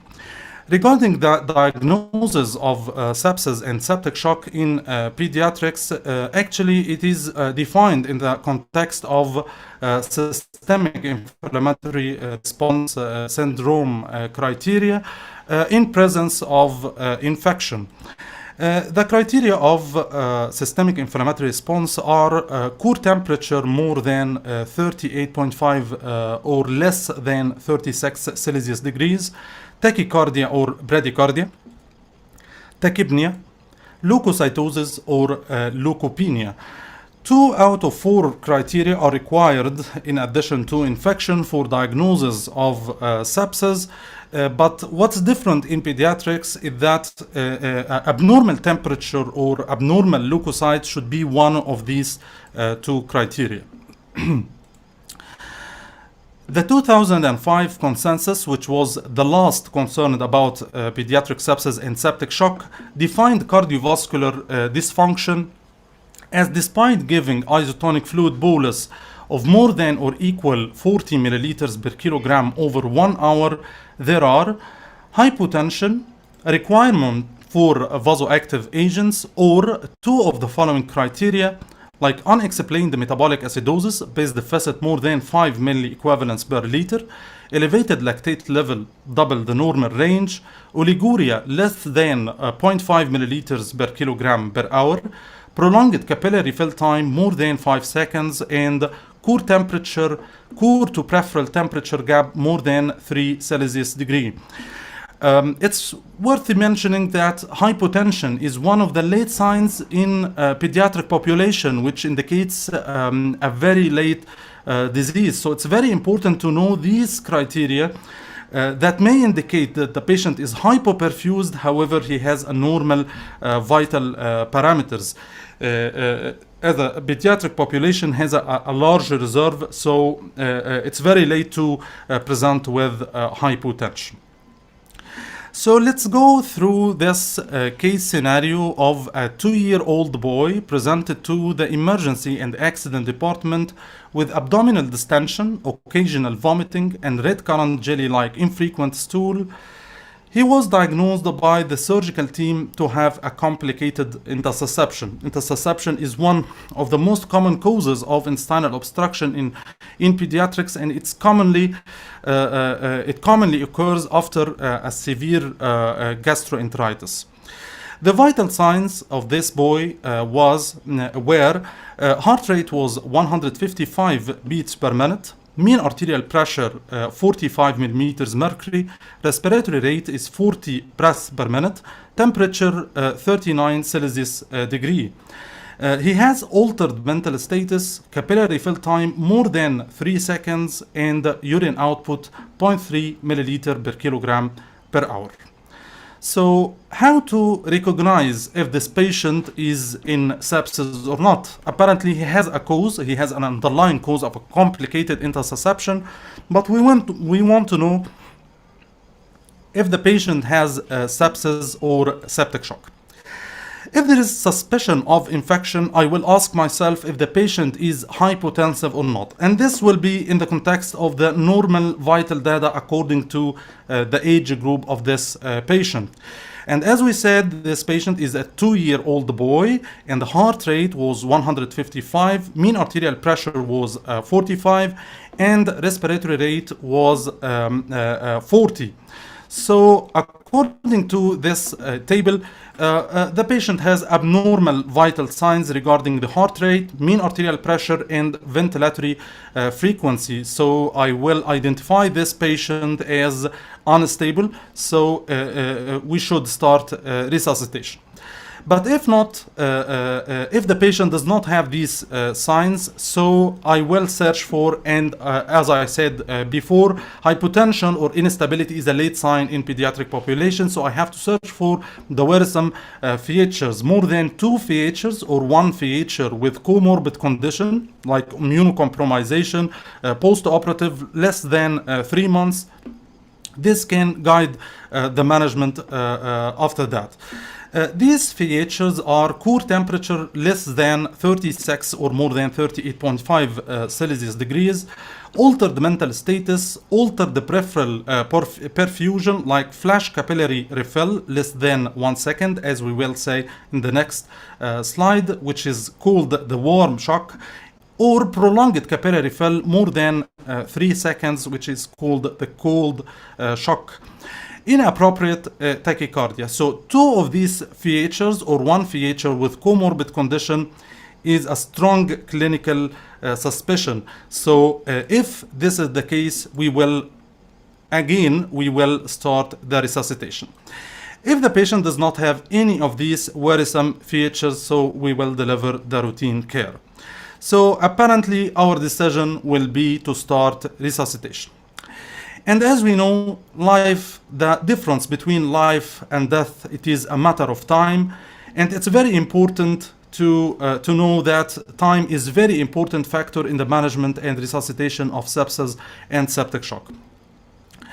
One of the protocols for management or resuscitation of pediatric sepsis and septic shock was designed by the American College of Critical Care Medicine, which is the first hour bundle. We will start to manage the patient according as it is an emergency. So we will start as ABC approach. So first we will start with high flow oxygen. The patient apparently may need further, after that may need respiratory support, but we can buy some time to start with high flow oxygen, and then we will place monitors. Don't waste time placing invasive monitors at this point. but focus on starting the resuscitation as we will mention.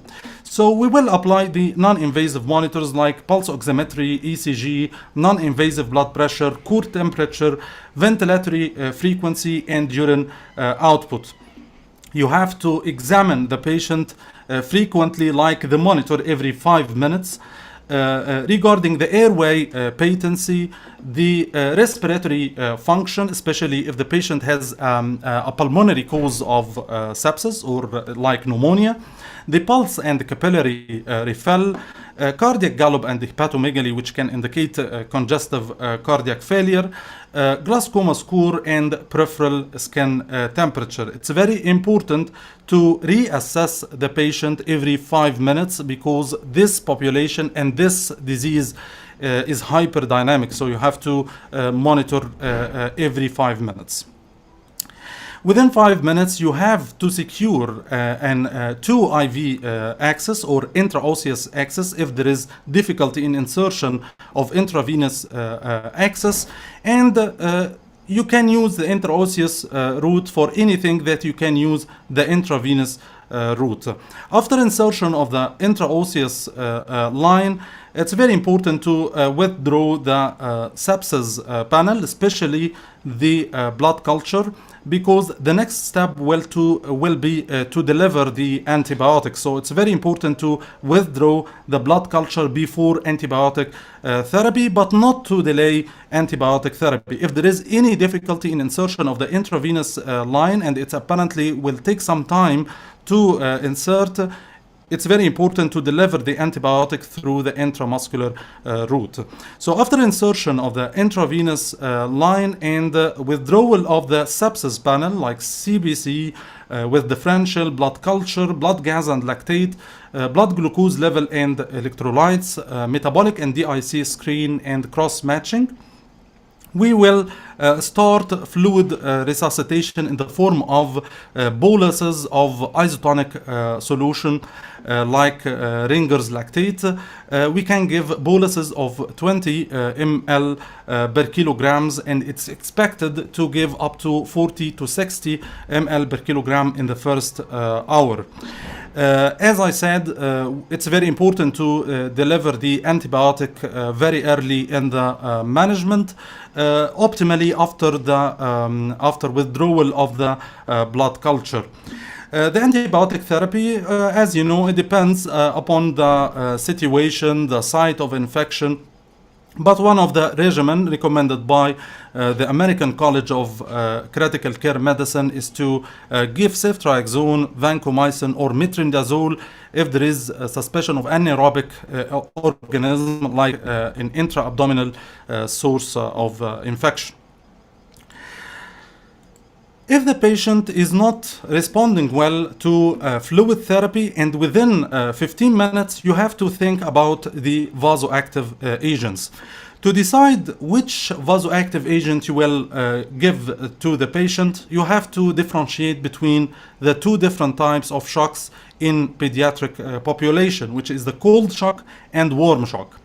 The cold shock is characterized by that the patient has vasoconstriction, so he has cool extremities, prolonged capillary fill, narrow pulse pressure, and this is apparently due to low cardiac output and high systemic vascular resistance. So my aim here is to increase the cardiac output by giving adrenaline, milrinone, or we can add noradrenaline if there is no sufficient response to adrenaline. Regarding the warm shock, this patient had warm extremities due to apparent vasodilatation. So he has warm extremities, he has flash capillary fill less than 1 second, wide pulse pressure, low diastolic pressure. All these parameters indicate vasodilatation, low systemic vascular resistance, and high cardiac output. So my choice will be a vasoconstrictor like noradrenaline or vasopressin. If the patient is not responding well to catecholamines, so I have to search for the underlying cause. In our case, for example, the patient has a complicated intussusception, so my plan will be to optimize the patient for surgical intervention. But you have to rule out other causes like pneumothorax, tamponade, increase in intra-abdominal pressure. Regarding steroid therapy, you know that steroids are one of the medications that can be given in sepsis and septic shock in adults, but this issue is debatable in pediatric population. The recommendations of the American College of Critical Care Medicine is to deliver steroids based on laboratory results or laboratory evidence of adrenocortical insufficiency, or if the patient has a history of steroid intake recently. We will search for thyroid dysfunction, and if there is, we will replace the thyroid hormones. And if all of these measures failed, we can consider extracorporeal support like ECMO. As you see here, we inserted peripheral lines like the intravenous or intraosseous routes. You can give the intravenous fluids, antibiotics. You can give the vasopressor either through the intraosseous route until you stabilize the patient. You can reassess the patient for adequacy of the airway and the breathing and the circulation. And you can, at this point, after stabilization, you can initiate the respiratory support if in need. You can insert the invasive line if in need. You can insert a central line if the patient is on vasopressors or inotropes. So if we come back to our case, we faced this patient in the intensive care, and we defined him as unstable, and we resuscitated him adequately. So the surgical team is willing to explore the patient to get rid of the source of infection. So I will ask myself, am I ready for anesthetizing this patient? It's very important to check the endpoints of resuscitation. Like to the capillary fill time to be less than 2 seconds, to have warm extremities, normal blood pressure for age, normal pulse, normal mental status, urine output more than 1 milliliter per kilogram per hour, normal glucose level, especially in the young infants who are at risk of hypoglycemia due to the lack of glycogen stores, and normal ionized calcium. So before starting to anesthetize this patient, we have to ensure that this patient is stable.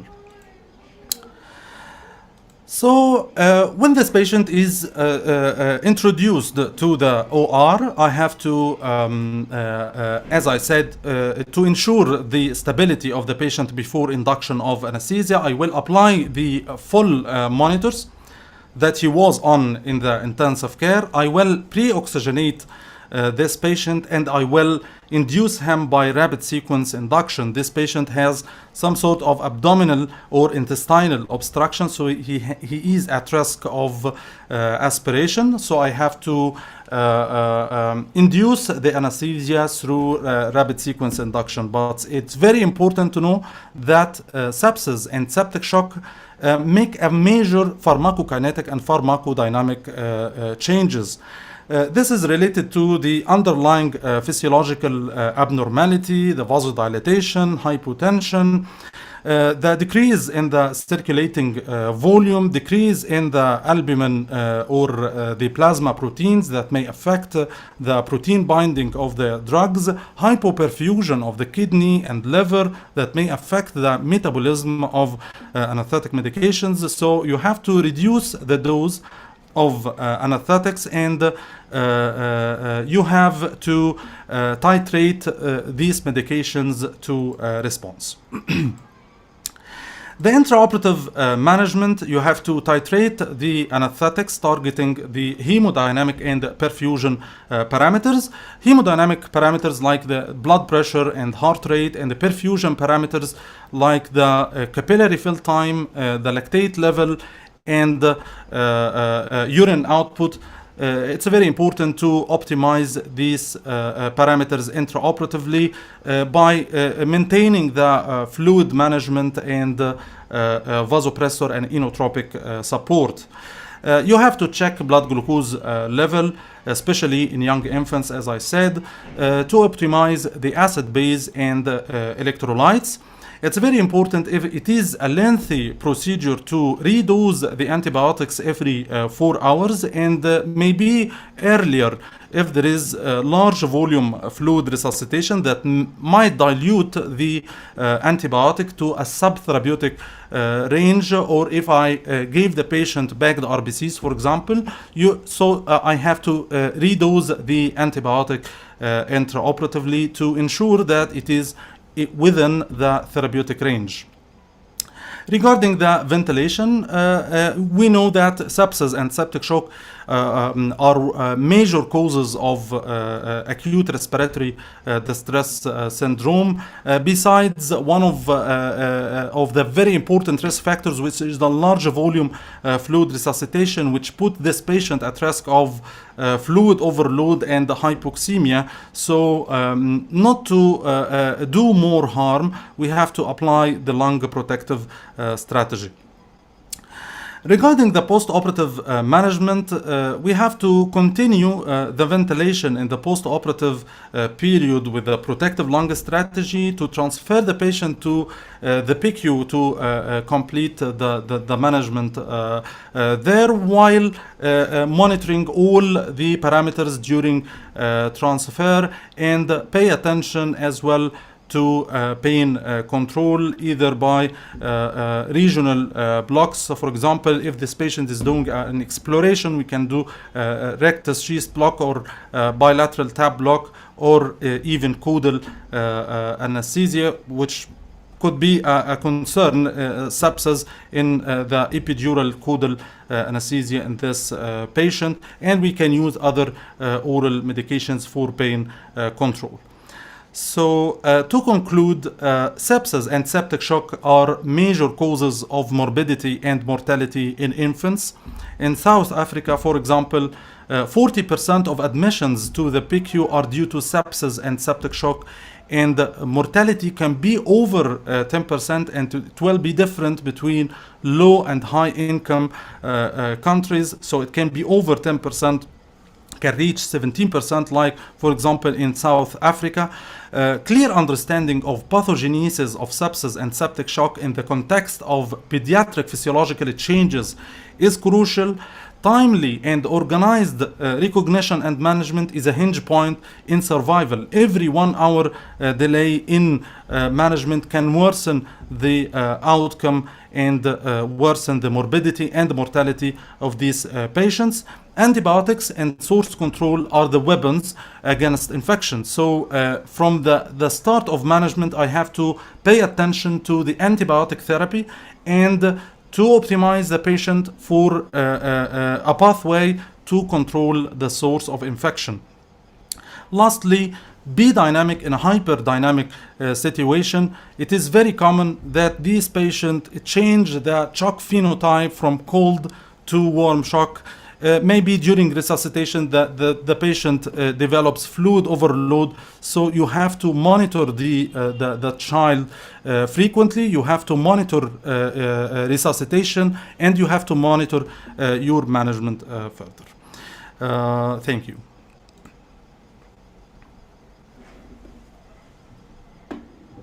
Thank you so much, Dr. Mohammed. Thank you, Dr. Very illustrative, and you were very dynamic as well, and you covered all the aspects. We all the measures, including the pain control. Thank you so much. Thank you, Dr. Dr. Mohammed, can I ask a question, please? What about coagulopathy? Management of coagulopathy in such cases? Actually, coagulopathy is one of the abnormalities that may happen during sepsis and septic shock as a part of the multi-organ dysfunction in this situation. Unless the patient has an indication for correction of coagulopathy, like bleeding, or he's going for surgery, So we will not interfere with coagulopathy. We will manage sepsis and septic shock. But if he is going for surgery, we have to correct to minimize the risk of bleeding in the intraoperative period. In your experience, what about low platelet count if there is no active bleeding? Thrombocytopenia is very common in pediatrics during the sepsis and septic shock phase. But we have, if there is no active bleeding, we can wait for this unless it's critically low, like below 50,000. So with me, I always I don't recommend giving it unless there is an active bleeding. Yes, yes. Thank you very much. I agree with you. Thank you, Dr. Amar. دكتور محمد في سؤال is there a role for albumin use? Sorry, doctor? Is there a role for albumin use in such Yes. cases? Yes, the American College of Critical Care Medicine actually studied the best IV fluid for resuscitation of pediatric population, and there was an options like normal saline, lactated ringer, or albumin. We know that normal saline, we have a large debate around normal saline, but till now there is no strong evidence against its use in pediatrics. So we can use isotonic fluids, or we can use albumin in certain situations, like if the patient has a pulmonary cause of sepsis, or he has hypoxemia, for example. So my fluid resuscitation might worsen the hypoxemia more and more. So using albumin 5% might decrease the volume that I can use, and might decrease the extravasation of fluids in the lung. So it might be helpful in management of septic patient who have hypoxemia or a pulmonary cause of sepsis. So it can be used, and it is described. It can be used in certain situations. Yes. But you prefer the use of the crystalloids. Yes. Thank you. Thank you, Dr. Any questions? Thank you. Dr. Muhammad Farouk. Dr. Muhammad. Thank you. Good evening, everybody. Now it's my turn to present my dear colleague, Dr. Ahmed Karim, one of the eminent cardiothoracic anesthetists, who is going to talk to us about the anesthetic consideration for a child with Fontan surgery presenting for non-cardiac surgery. Please, Dr. Ahmed Karim, you can start your discussion.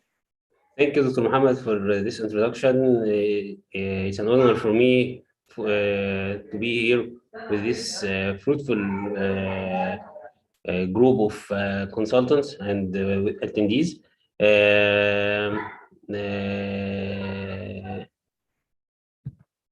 Our lecture today is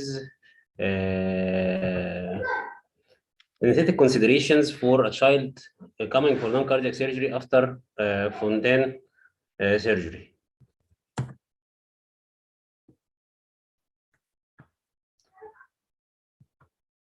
Okay. I think nowadays we are commonly faced with this referral letters with the advance of congenital cardiac surgery. You may find this referral letter. Dear colleague, may I refer to you with this patient with a history of Fontan surgery, multi-slice CT report, conclusion, status post-Fontan surgery, echocardiography, status post-Fontan procedure. And this patient might come for non-cardiac surgeries. I remember that me myself, I anesthetized 3 young ladies presenting for CS after Fontan. They were about 20s or 30s. First of all, we have to know what is that thing that's called a Fontan. What should I do for that Fontan? What should I know further about the Fontan or other congenital cardiac problems associated with it? Would I call for help? Do I need really help? When this referral letter comes to me, what brought me here today منه لله اللي كان السبب اللي جابني المناقشه دي. The reason for all of this is that man. This is Francis Fontaine, a French cardiologist who invented this procedure in 1986 and published it in 1971. Actually, the same procedure was invented by an Argentinian surgeon, Guillermo Kreutzer. So the procedure is named either after Fontaine or either after Kreutzer. What did Mr. Fontaine suggested to perform for to reach this pathophysiology? This is a normal heart. The normal heart usually operates with two circulations: the systemic circulation and the pulmonary circulation. The systemic circulation operates at high pressure with a good forcingly pumping left ventricle with high peripheral pressures and into the aorta. And the pulmonary circulation, this is a low pressure somehow, a low pressure unless we have a shunt somewhere connecting the two circulations, but it's a low pressure circulation receiving the venous return from the whole body to be oxygenated, operating at near mid-20s to 30s systolic RV pressure and 3 to 7 millimeter mercury diastolic RV pressure. What is that thing that's called Fontaine? The idea that Mr. Fontaine built his surgery upon is when we have a small RV. Which RV do we need to sustain life? We need a systemic ventricle. We don't need a pulmonary ventricle. Blood actually, he assumed that blood can go with the passive venous pressure to the pulmonary circulation from the superior vena cava and the inferior vena cava, negating the whole existence of the right side of the heart. We don't need the right atrium and we don't even need the right ventricle. We need a systemic ventricle and we need the aorta to be connected to it. So we disconnect the right side of the heart or negating it, canceling it from existence at all, connecting the superior vena cava to the pulmonary, followed by connecting the inferior vena cava to the pulmonary in two different surgeries. Why it's done? The Fontaine surgery is done when we have obstructive lesions in the right side of the heart, or we have hypoplastic right heart, or when we have hypoplastic left heart, or as when we have complex cardiac anomalies that cannot be repaired ultimately. For example, a fellow with coronary crossing the right ventricular outflow, a fellow with small pulmonaries. So we can do the Fontaine surgery. After performing the Fontaine, we approach something that's called single ventricle pathophysiology. We also have a definition called cavopulmonary connections. This is the Glenn and the Fontaine. So when we read the synonym cavopulmonary connections, the description is the Glenn and the Fontaine. Again, this is a normal heart. This is a single ventricle with the rudimentary RV here. This is an ASD connecting to atria. Why did I put this slide with the Blalock-Towsing shunt when I'm discussing the Fontaine? This is because some authors consider the Blalock-Towsing shunt the first stage Fontaine, and the Glenn is the second stage Fontaine, and the Fontaine itself is the third stage Fontaine. So we have a pre-Fontaine, or the first stage, this is a shunt, and the hemi-Fontaine, or the Glenn procedure, and the completion Fontaine, or the actual Fontaine procedure. This is the child who needs a Fontaine. This is a child with a hypoplastic left heart syndrome, the aorta rising from the right ventricle. So in this case, the systemic ventricle will be right, and we have a mandatory aorto-ventricular connection. So in this example, you are canceling the left side of the heart, and the systemic ventricle becomes the right side, the right ventricle. So the final situation after the Fontaine procedure, the superior vena cava connected to the pulmonary, the inferior vena cava connected to the pulmonaries, the systemic ventricle is the right ventricle, the left side of the heart is considered as if it's not existing from the start. What should I do for that Fontaine? Understanding the Fontaine circulation. The Fontaine circulation, the driving force that allows blood to flow through the Fontaine circulation is the CVB, or the venous pump. So these patients are very sensitive to the preload. Maintaining adequate preload, cardiac filling is passive. Maintaining adequate preload is crucial for such cases. Colloids are better than crystalloids because crystalloids have a risk of transudation developing pulmonary edema. Care for polythalassemia, so we don't need much to transfuse big RBCs. We need other types of colloids. Keeping normal sinus rhythm is crucial also for such cases because arrhythmia causes much hemodynamic instability. Adequate good ventricular function should be preserved throughout the whole management. Prompt management of arrhythmias and the hypotension and the electrolyte imbalances. So what to do again?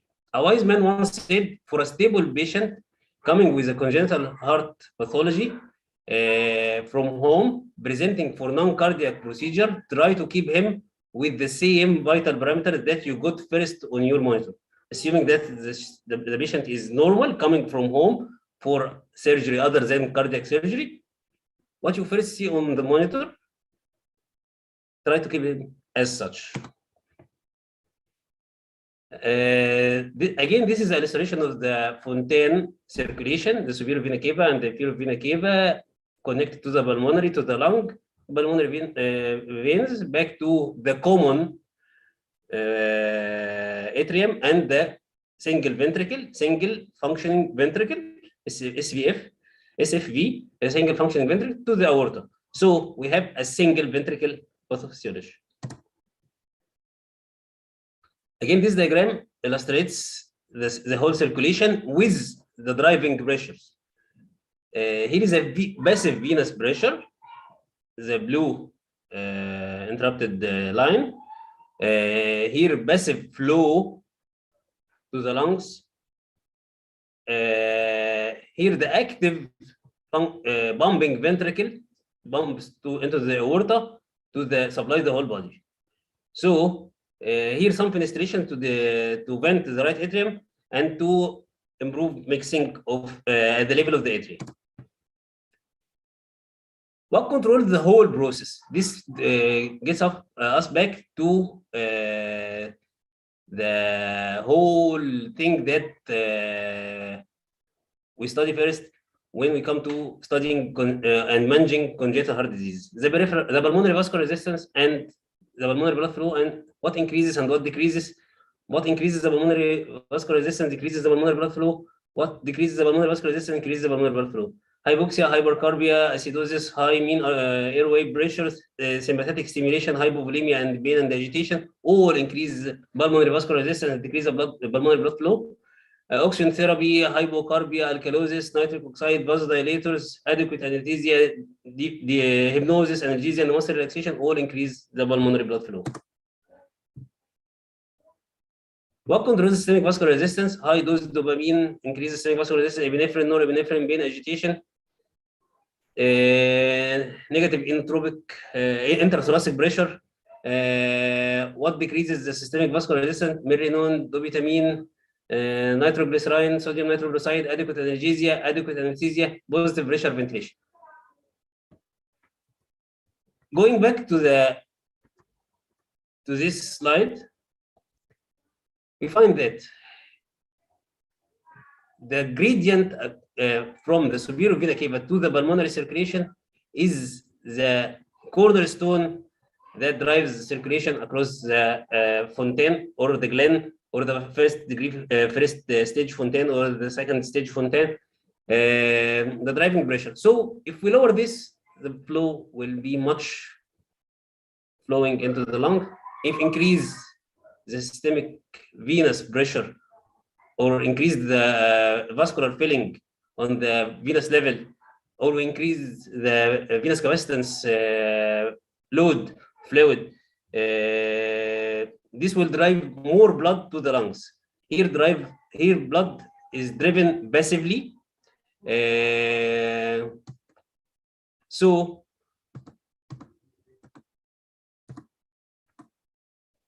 what should I know further when I'm coming to managing a case of fontaine?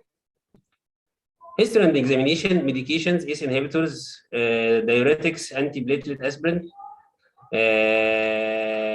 laboratory workup, polycythemia, electrolytes, liver functions, kidney functions, ECG and echocardiography and other imaging modalities all should be reviewed to ensure the patency of the grafts and the absence of complications. That will be discussed later. The older the fontaine, the more likely to encounter abnormalities in preoperative evaluation. These abnormalities include cardiological problems, hepatic problems, neurological problems, coagulation problems, difficult vascular access. When you come to cardiological problems, these cases usually have blunted heart rate response, meaning that they do not respond to the original stimuli that accelerate or decelerate the heart. They have blunted heart rate response. The hypovolemia doesn't make them tachycardic. The hypervolemia doesn't make them bradycardic.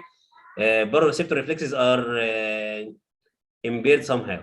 Impaired ventricular functions with prolonged time of the fontaine. The older the fontaine, which, as we said, the older the fontaine, the more problems we have. Chronic venous congestion, venous hypertension, high incidence of arrhythmias. The most frequent arrhythmia is controlled AF. When you come to reviewing the hepatic and gastrointestinal complication, the fontaine leaves behind blood behind it. So we have congestive hepatomegaly due to increased venous pressure, protein losing enteropathy secondary to increased lymphatic pressure and the mesenteric congestion and mesenteric vascular inflammation. This may lead to severe hypoalbuminemia and nutritional insufficiencies. Some also describe it as a pattern of malabsorption syndrome. Ascites in cases with advanced stages of ventricular dysfunction. When you come to the neurological complication, neurological delay in the milestones and or deficits secondary to chronic hypoxia. Actually, the fontaine, whether the first stage or second stage, leave the patient with saturation in the range of mid-70s to mid-80s. So we have chronic hypoxia. We have risk of thromboembolism secondary to polycythemia. That is secondary to chronic hypoxia. Complication with the cardiopulmonary bypass if the procedure was done on the bypass. Recently, we have reached the phase that we do it off pump. Problems with coagulopathy, decreased BC and increased INR due to hepatic dysfunction and lack of coagulation factors. Use of aspirin to prevent thromboembolism on the suture line of the grafts should be reviewed. Problems with the vascular access. Beware that all your central lines end up in the pulmonary arteries. When you insert a central line, it's not the central line. It's a pulmonary line. The pulmonary arteries take all the venous drainage from the superior vena cava and the inferior cava. So care with medication. Some medications irritate the pulmonary circulation and cause pulmonary endarteritis, such as potassium, calcium bicarbonate. The central venous pressure is not a true central venous pressure. Actually, it's a pulmonary pressure. So you can monitor the pulmonary pressure without the need of using a pulmonary capillary wedge pressure catheter through the central line. The caution should be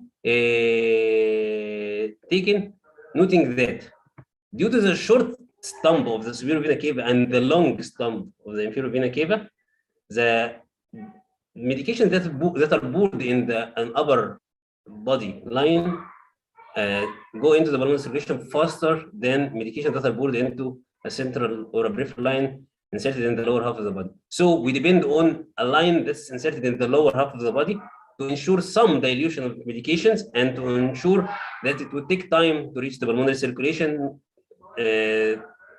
not to have adverse effect of the drugs. Peripheral veins are usually tortuous and thin-walled and rupture easily with numerous tributaries. When you are reviewing an old fontaine, we have the concept that's called the failing fontaine. The failing fontaine is a fontaine that developed much of the complications. Veno-venous collaterals, stenosis or thrombosis or distortion or hypoplasia at the level of the communication or the connections, cyanosis, pulmonary vein obstruction, atrial arrhythmias, poor exercise tolerance, pleural effusions, and blastic bronchitis. Manifestations of systemic venous hypertension, superior vena cava syndrome, peripheral edema, ascites, liver dysfunction, renal dysfunction, cerebral vascular disease. Again, what to do? Avoid hypovolemia. This is the most critical factor that disturbs the fontaine pathophysiology. Avoid hypotension, keep adequate filling. The filling is monitored through peripheral perfusion and adequate urine output. As long as the fontaine is perfused peripherally and brings out adequate amount of urine, so it's adequately filled. Avoid arrhythmias, avoid hypothermia, avoid electrolyte imbalance, avoid increased pulmonary vascular resistance as it hinders the flow in the fontaine in the reverse direction from the pulmonary to the superior vena cava, so it might increase the pressure in the superior vena cava and cause brain congestion and brain edema. What about anesthetic drugs? Titrated intravenous or inhalational induction with avoidance of severe hypotension and hypoxia. Adequate hypnosis and analgesia with opioids. Short or intermediate acting muscle relaxant. Ricuronium might be used planning for further use of Sigamatics. Enhanced recovery protocols. ERAS. A wise woman once said, actually, she was a wise woman, truly. She was Annika Mersing, the head of the WFSA. She said once, take care and prepare. How to prepare? Full monitors, full setup of emergency drugs, pulmonary vasodilators to ensure flow through the pulmonaries, systemic vasopressors. Systemic vasopressors here divert blood from the arterioles to the venous capacitance vessels, increasing indirectly increasing the volume content of the venous compartment of the circulation. Inotropes, prophylaxis against infective endocarditis. Beware of air bubbles. Here we have a single circulation, so the air bubble does not need to go through paradoxical embolism. It's through one circulation, one circulatory bed embolism. Air bubbles in the venous tubing, risk of strokes and systemic embolization. Ventilation. Spontaneous versus controlled. Actually, the cavopulmonary anastomosis benefit from spontaneous ventilation because the negative intrathoracic pressure sucks blood from the superior and inferior vena cava into the chest. It improves the circulation, improves the flow of blood into the pulmonaries, the pulmonary arteries, and improves the oxygenation. Versus control, sometimes we need to be controlled for ventilation if we are going for abdominal exploration or chest surgery or whatever, or neurosurgical procedures. But still, the spontaneous ventilation for short surgeries, simple surgeries is much better. Beware decreased venous return with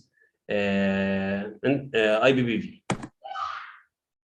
Post-operative care, continue intraoperative goals, adequate hydration, adequate pain relief, control of arrhythmia, prompt monitoring in a high dependence unit, adequate analgesia to avoid sympathetic overstimulation.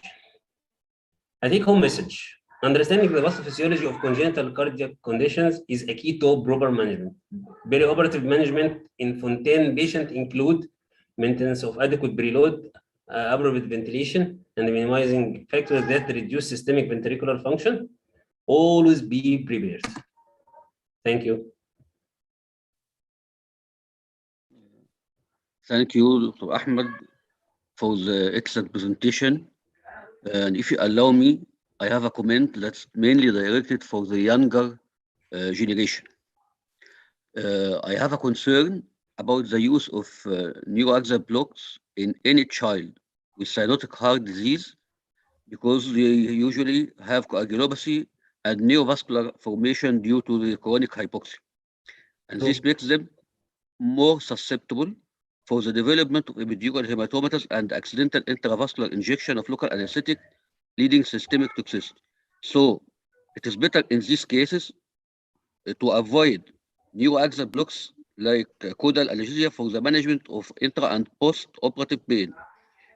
And if it deemed necessary, use cautiously the single shot technique rather than the catheter insertion technique, because more than 95% of cases which developed these complications were catheter related.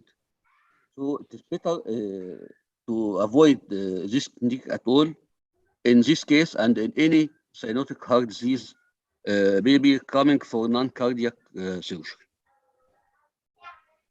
شكرا يا دكتور محمد على الاضافه دي. طبعا يعني حضرتك عندك كل الحق في الاضافه دي، لان الساينوتيك هارت ديزيز دول اكشولي بيبقى عندهم فينس كولاترالز كتيره جدا، ممكن تبقى في اللامبر ريجن، ممكن تبقى في السيكرال ريجن، فممكن كان هيت with the needle venous plexus and causing a epidural hematoma. In addition, some authors claim that they have platelet dysfunction. Even with normal platelet count, they have platelet dysfunction related to the long-standing polycythemia. فاكشولي الكونسيرن اللي حضرتك بتاكد عليه ده كونسيرن مهم جدا، ان الكرونيكلي هايبوكسيك بيشنت نبقى كوشس جدا في التعامل معاهم في النيورو اكزيال بلوكيد. Would you please, Dr. Ahmed, I want to give another comment. Fontaine operations, the lifespan of these patients might extend for more than 20 years. I mean that this is very important to have an idea about Fontaine and its pathophysiology. Maybe you will meet such cases in adults, and it is reported, there is a case report on 2020 about post-Fontaine liver carcinoma. So we can meet such cases in adults as well. Thank you very much for this lecture. It is very important not only for the pediatricians, I mean the pediatric anesthetists, but also for the adult anesthetists. The liver is seriously affected after Fontaine surgeries. This is the only point I wanted to highlight on your lecture. Thank you very much for this fruitful lecture. Thank you.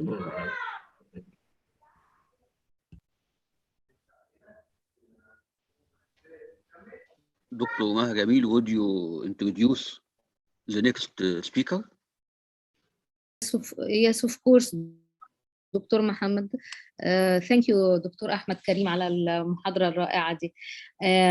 Our next topic is regional pediatric regional anesthesia, reality and challenges. Lately احنا بقينا بنشتغل a lot regional in pediatric anesthesia. We're getting more and more trained in this topic.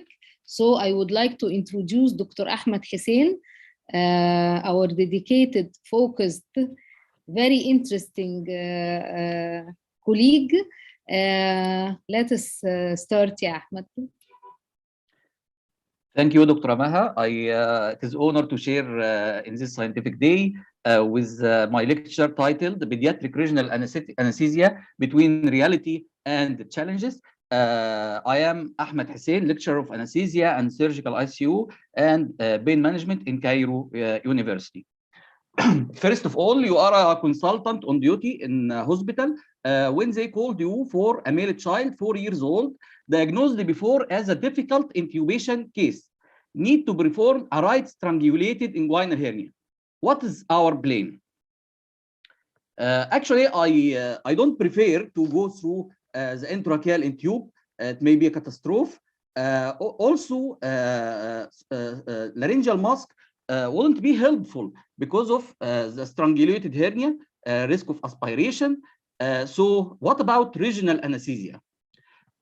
Regional anesthesia gained popularity recently due to its better post-operative analgesia and due to advances in the ultrasound technology and due to decreased respiratory complications and airway manipulation, and also decreased post-operative nausea and vomiting and risk of paralytic ileus, also characterized by cardiovascular stability. All these factors help to shorten hospital stay and make sure of early hospital recovery. There is nothing without advantage. Every case or every decision have advantage and disadvantage. So you can tailor your wise decision according to individual situation. The disadvantage of general anesthesia in general, the effect of opioid on respiration, especially in the preterm babies. Also, the effect of general anesthesia on neuro development, which is area of debate, the effect of inhalational anesthesia on synaptogenesis. Also, the risk of post-operative nausea and vomiting, which is higher in the general anesthesia. But the local anesthesia still have disadvantage, the injury of the neurons by the needle itself, or the chemical injury by the neurotoxic effect of the local anesthetic itself. I want to focus on the spinal anesthesia, our neglected, underused weapon or friend. To understand it, we should focus on the anatomical and physiological consideration and differences between adult and pediatric. If we talk about the differences, at first, thoracic spinous process, it is less caudally angulated in infant. The conus medullaris end in the preterm population at the level of L4. In full-term babies, it ends at L3. By the age of 1 year, it reaches the adult location at L1. What about the dural sac? In the premature babies and the neonates, it reaches the level of S4. And by the age of 2 years, reach adult location at S2. Thoracic kyphosis, it is absent in neonate and infant, which allow a higher level spread of spinal anesthesia. Neonatal cerebrospinal fluid volume is twice that of adult volume. In neonate, it is 4 milliliter per kg, while in adult, it is 2 milliliter per kg. So you need a higher dose in neonate than in adult. The duration, it has a shorter duration due to faster absorption due to high vascularity in the biomatter and high cardiac output. What about the sympathetic system? It is immature, so the cardiovascular instability associated commonly with adult spinal, not present like hypotension and bradycardia. Neonatal spinal anesthesia can be used for inguinal and urological and lower limb surgery. If you use plain bupivacaine only, it can provide anesthesia for 45 or 60 minutes of surgery. If you add adjuvant, you can help to make the duration longer. Some debates about using caudal in combination with spinal anesthesia to make the duration longer. What's the contraindication for spinal anesthesia? Actually, it is the same for adult. We talk about infection, coagulopathy, and degenerative axonal disease, and signs of increased intracranial tension. You can use ultrasound to detect the spinal level and the depth of the spinal canal and any congenital anomalies present. How to perform it? You need an assistant to flex the lumbar spine, either in lateral or sitting position. You can use sucrose on a pacifier for sedation. and using a topical IMLA before the operation at the site of puncture. You can puncture at the level of L4, L5, or L5S1 interspace, which called by two fire lines or ultrasound two fire lines. This is the line between the posterior superior iliac spine, runs between L4 and L5. What is the spinal needle we use? Actually, there is a special pediatric spinal needle, 25 or 27 gauge, and its length only 25 millimeter. And it is preferred because it is lower dead space and smaller bevel profile and superior accuracy when manipulated. Use of introducers from IV catheters or hypodermic needles carries the risk of epidermoid body injection to the subarachnoid space. So I hope from my professors to help to make these sets available in our institution. What to inject? Actually, they found that there is no difference between hyperbaric and plain bupivacaine. The dose in the age, in the weight less than 5 kilogram, we are talking about 1 milligram per kg. When the weight is between 5 and 15 kilograms, we are talking about 0.4 milligram per kg. When the weight is more than 15 kilogram, you can decrease the dose up to 0.3 milligram per kg. You can add additive, but it should be preservatives free. Fentanyl in dose of 0.2 mic per kg, clonidine 1 mic per kg, and adrenaline in 2 to 4 mic per kg. Combining caudal and spinal anesthesia, we said it is area of debate because of risk of toxicity, and there is some debate if it is actually prolong the duration or not. Will we need sedation besides spinal? Actually, in some cases, when you give spinal to a baby, it becomes calm and still, which is called deafferentation. Some babies may need sucrose on pacifier. Others may need a higher level of sedation like IVC dexmedetomidine, or higher level like IV propofol. At the end, you can use volatile anesthesia, sevoflurane as sedation. But take care. If the original motivation was to avoid airway instrumentation or mechanical ventilation, volatile mask anesthesia may still suffice, like the case we talk about at the first. Post-operative consideration, we should take care of apnea prematurity. In every baby with less than 60 weeks post-conception, also with the babies with anemia, take care because they found there is no difference in spinal and general anesthesia in apnea of prematurity post-operatively. And in these cases, avoid additive when possible. Another consideration, post-dural puncture headache. So you can use to avoid it atraumatic needles, 25 or 27 kg. Unfortunately, it is difficult to diagnose in such babies, but it resolves in 3 to 5 days by using of non-opioid analgesia and caffeine. In resistant cases, you can use blood patches, 0.1 to 0.2 milliliter per kg. In 2015, a large study published in BMG taking in consideration the European Society of Regional Anesthesia in association with the American Society of Regional Anesthesia. They give advice about the controversial topics in pediatric regional anesthesia. First area of debate, give regional anesthesia in awake or to a sleep baby. Everything has advantage and disadvantage, as we concluded. Awake have the advantage of early detection of local anesthetic systemic toxicity and detection of nerve injury and avoidance of complications of general anesthesia and opioids. But the sleep technique have the difficult assessment of intensity of painful stimuli, but it's the advantage to avoid failure and potential harm and avoid anxiety and movement of the baby. At the end, they concluded that pediatric regional anesthesia performed under general anesthesia or deep sedation should be considered the standard technique in children. But actually, this recommendation not the highest rank. It is only B3.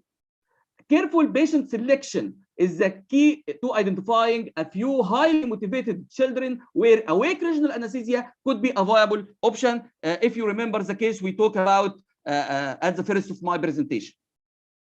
The second area of debate, to use air versus saline in a technique of loss of resistance during epidural insertion.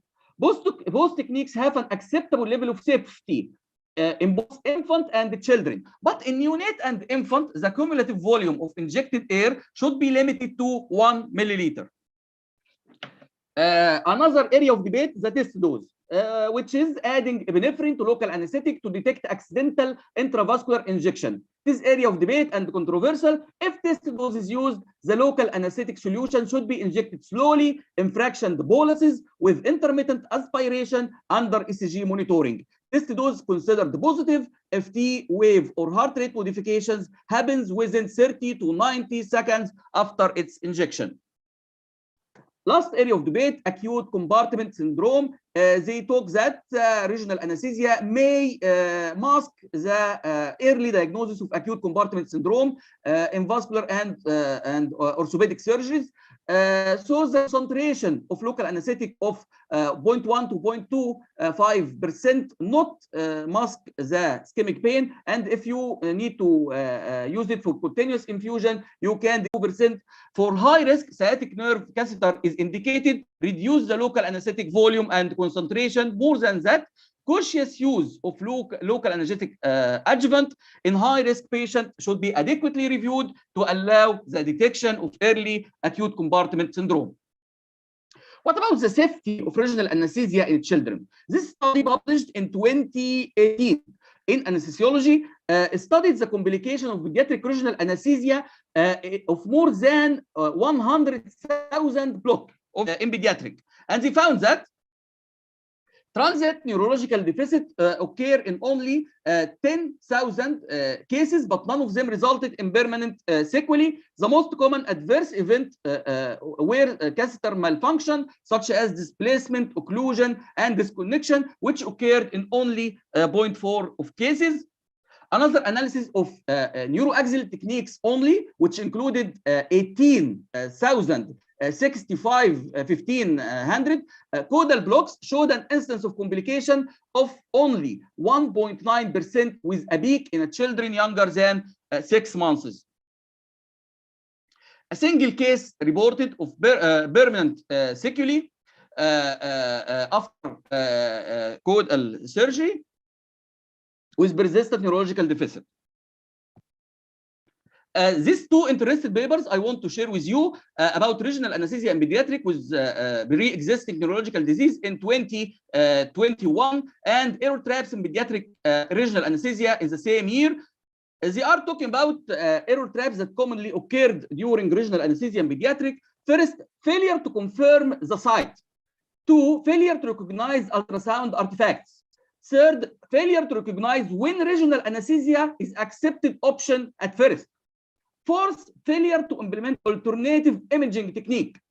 Fifth, failure to recognize disease that require alternative blocks. Failure to confirm the site. The wrong site nerve blocks may increase the incidence of surgery on the wrong site. They found that.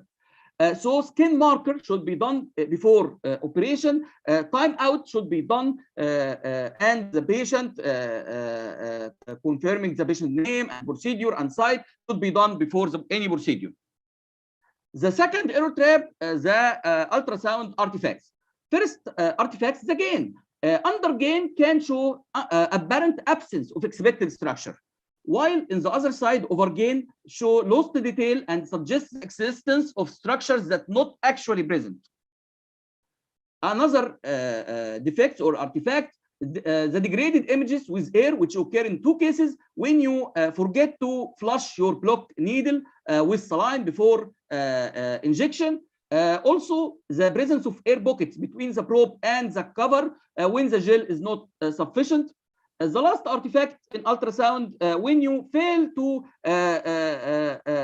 detect your target nerve and mistaken it with tendons, lymph nodes, or muscles or blood vessels.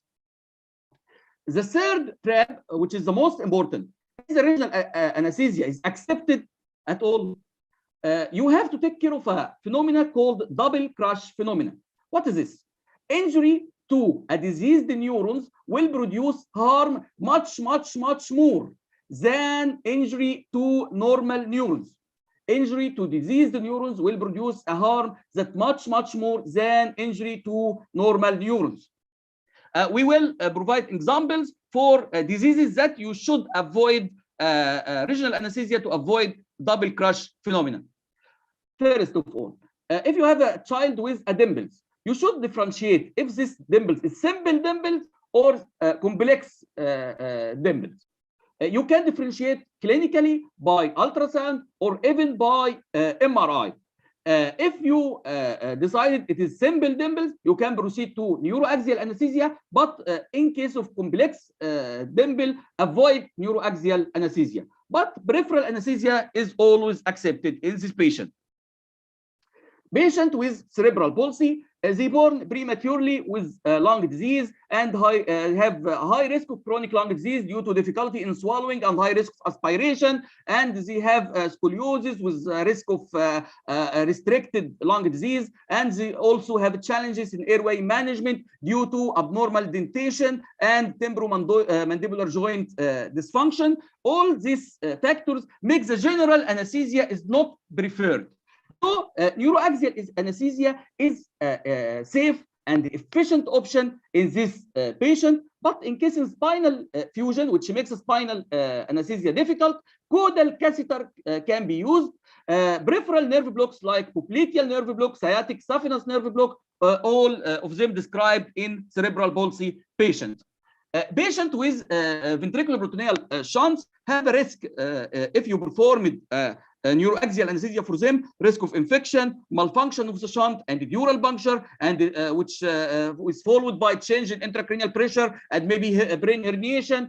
So if you have a shunt with a normal intracranial pressure, they said you can use neuroaxial as an option.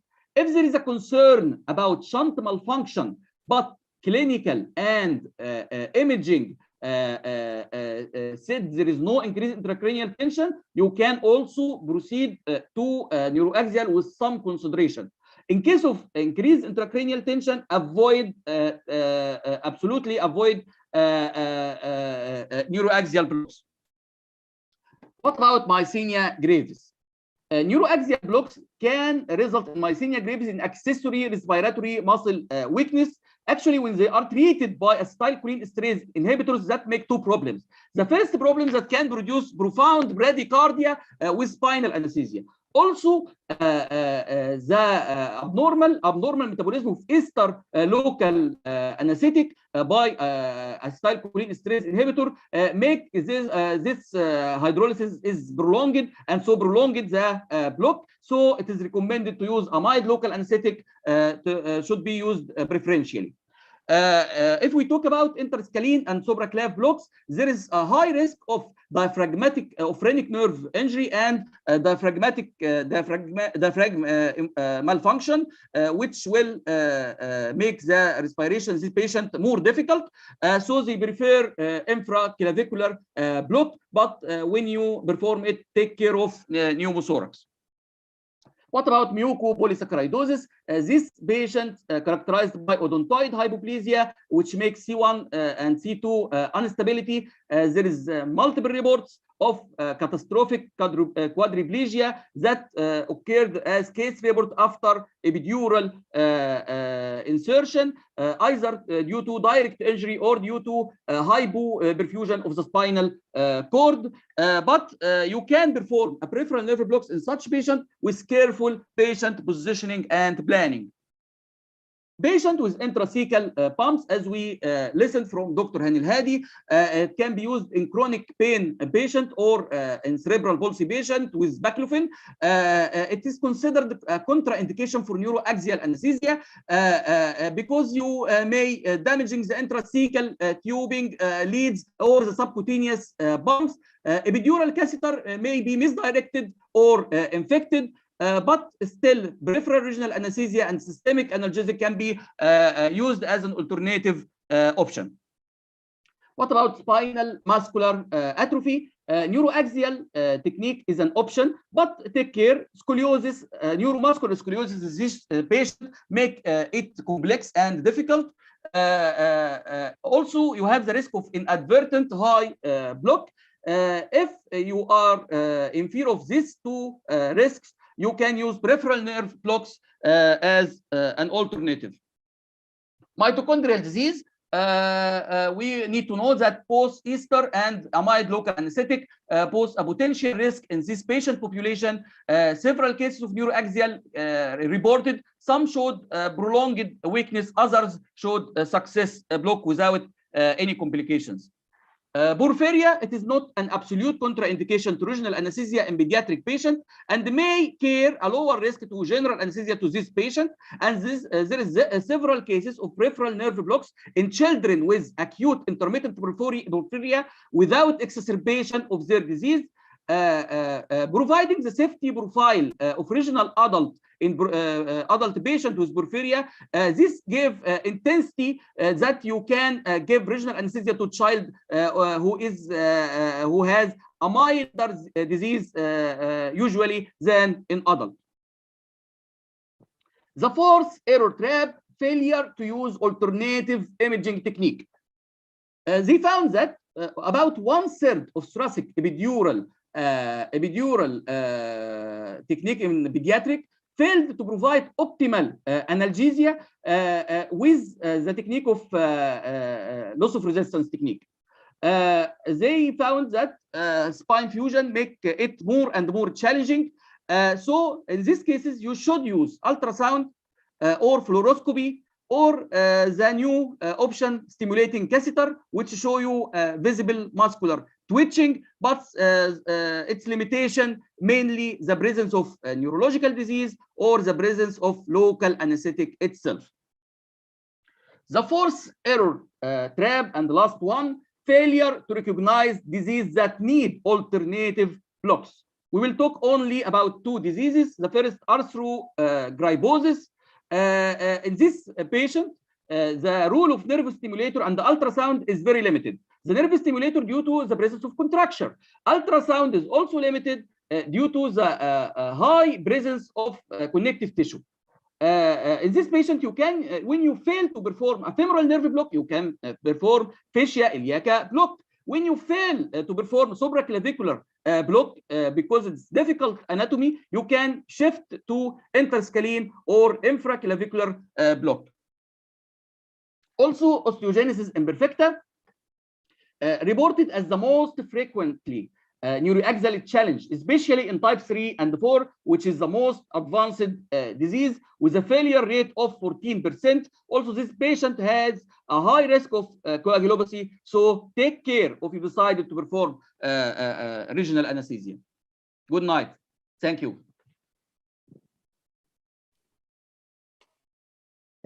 Thank you, Ya Ahmed, for such a nice presentation. Actually collecting a lot of error traps فعلا.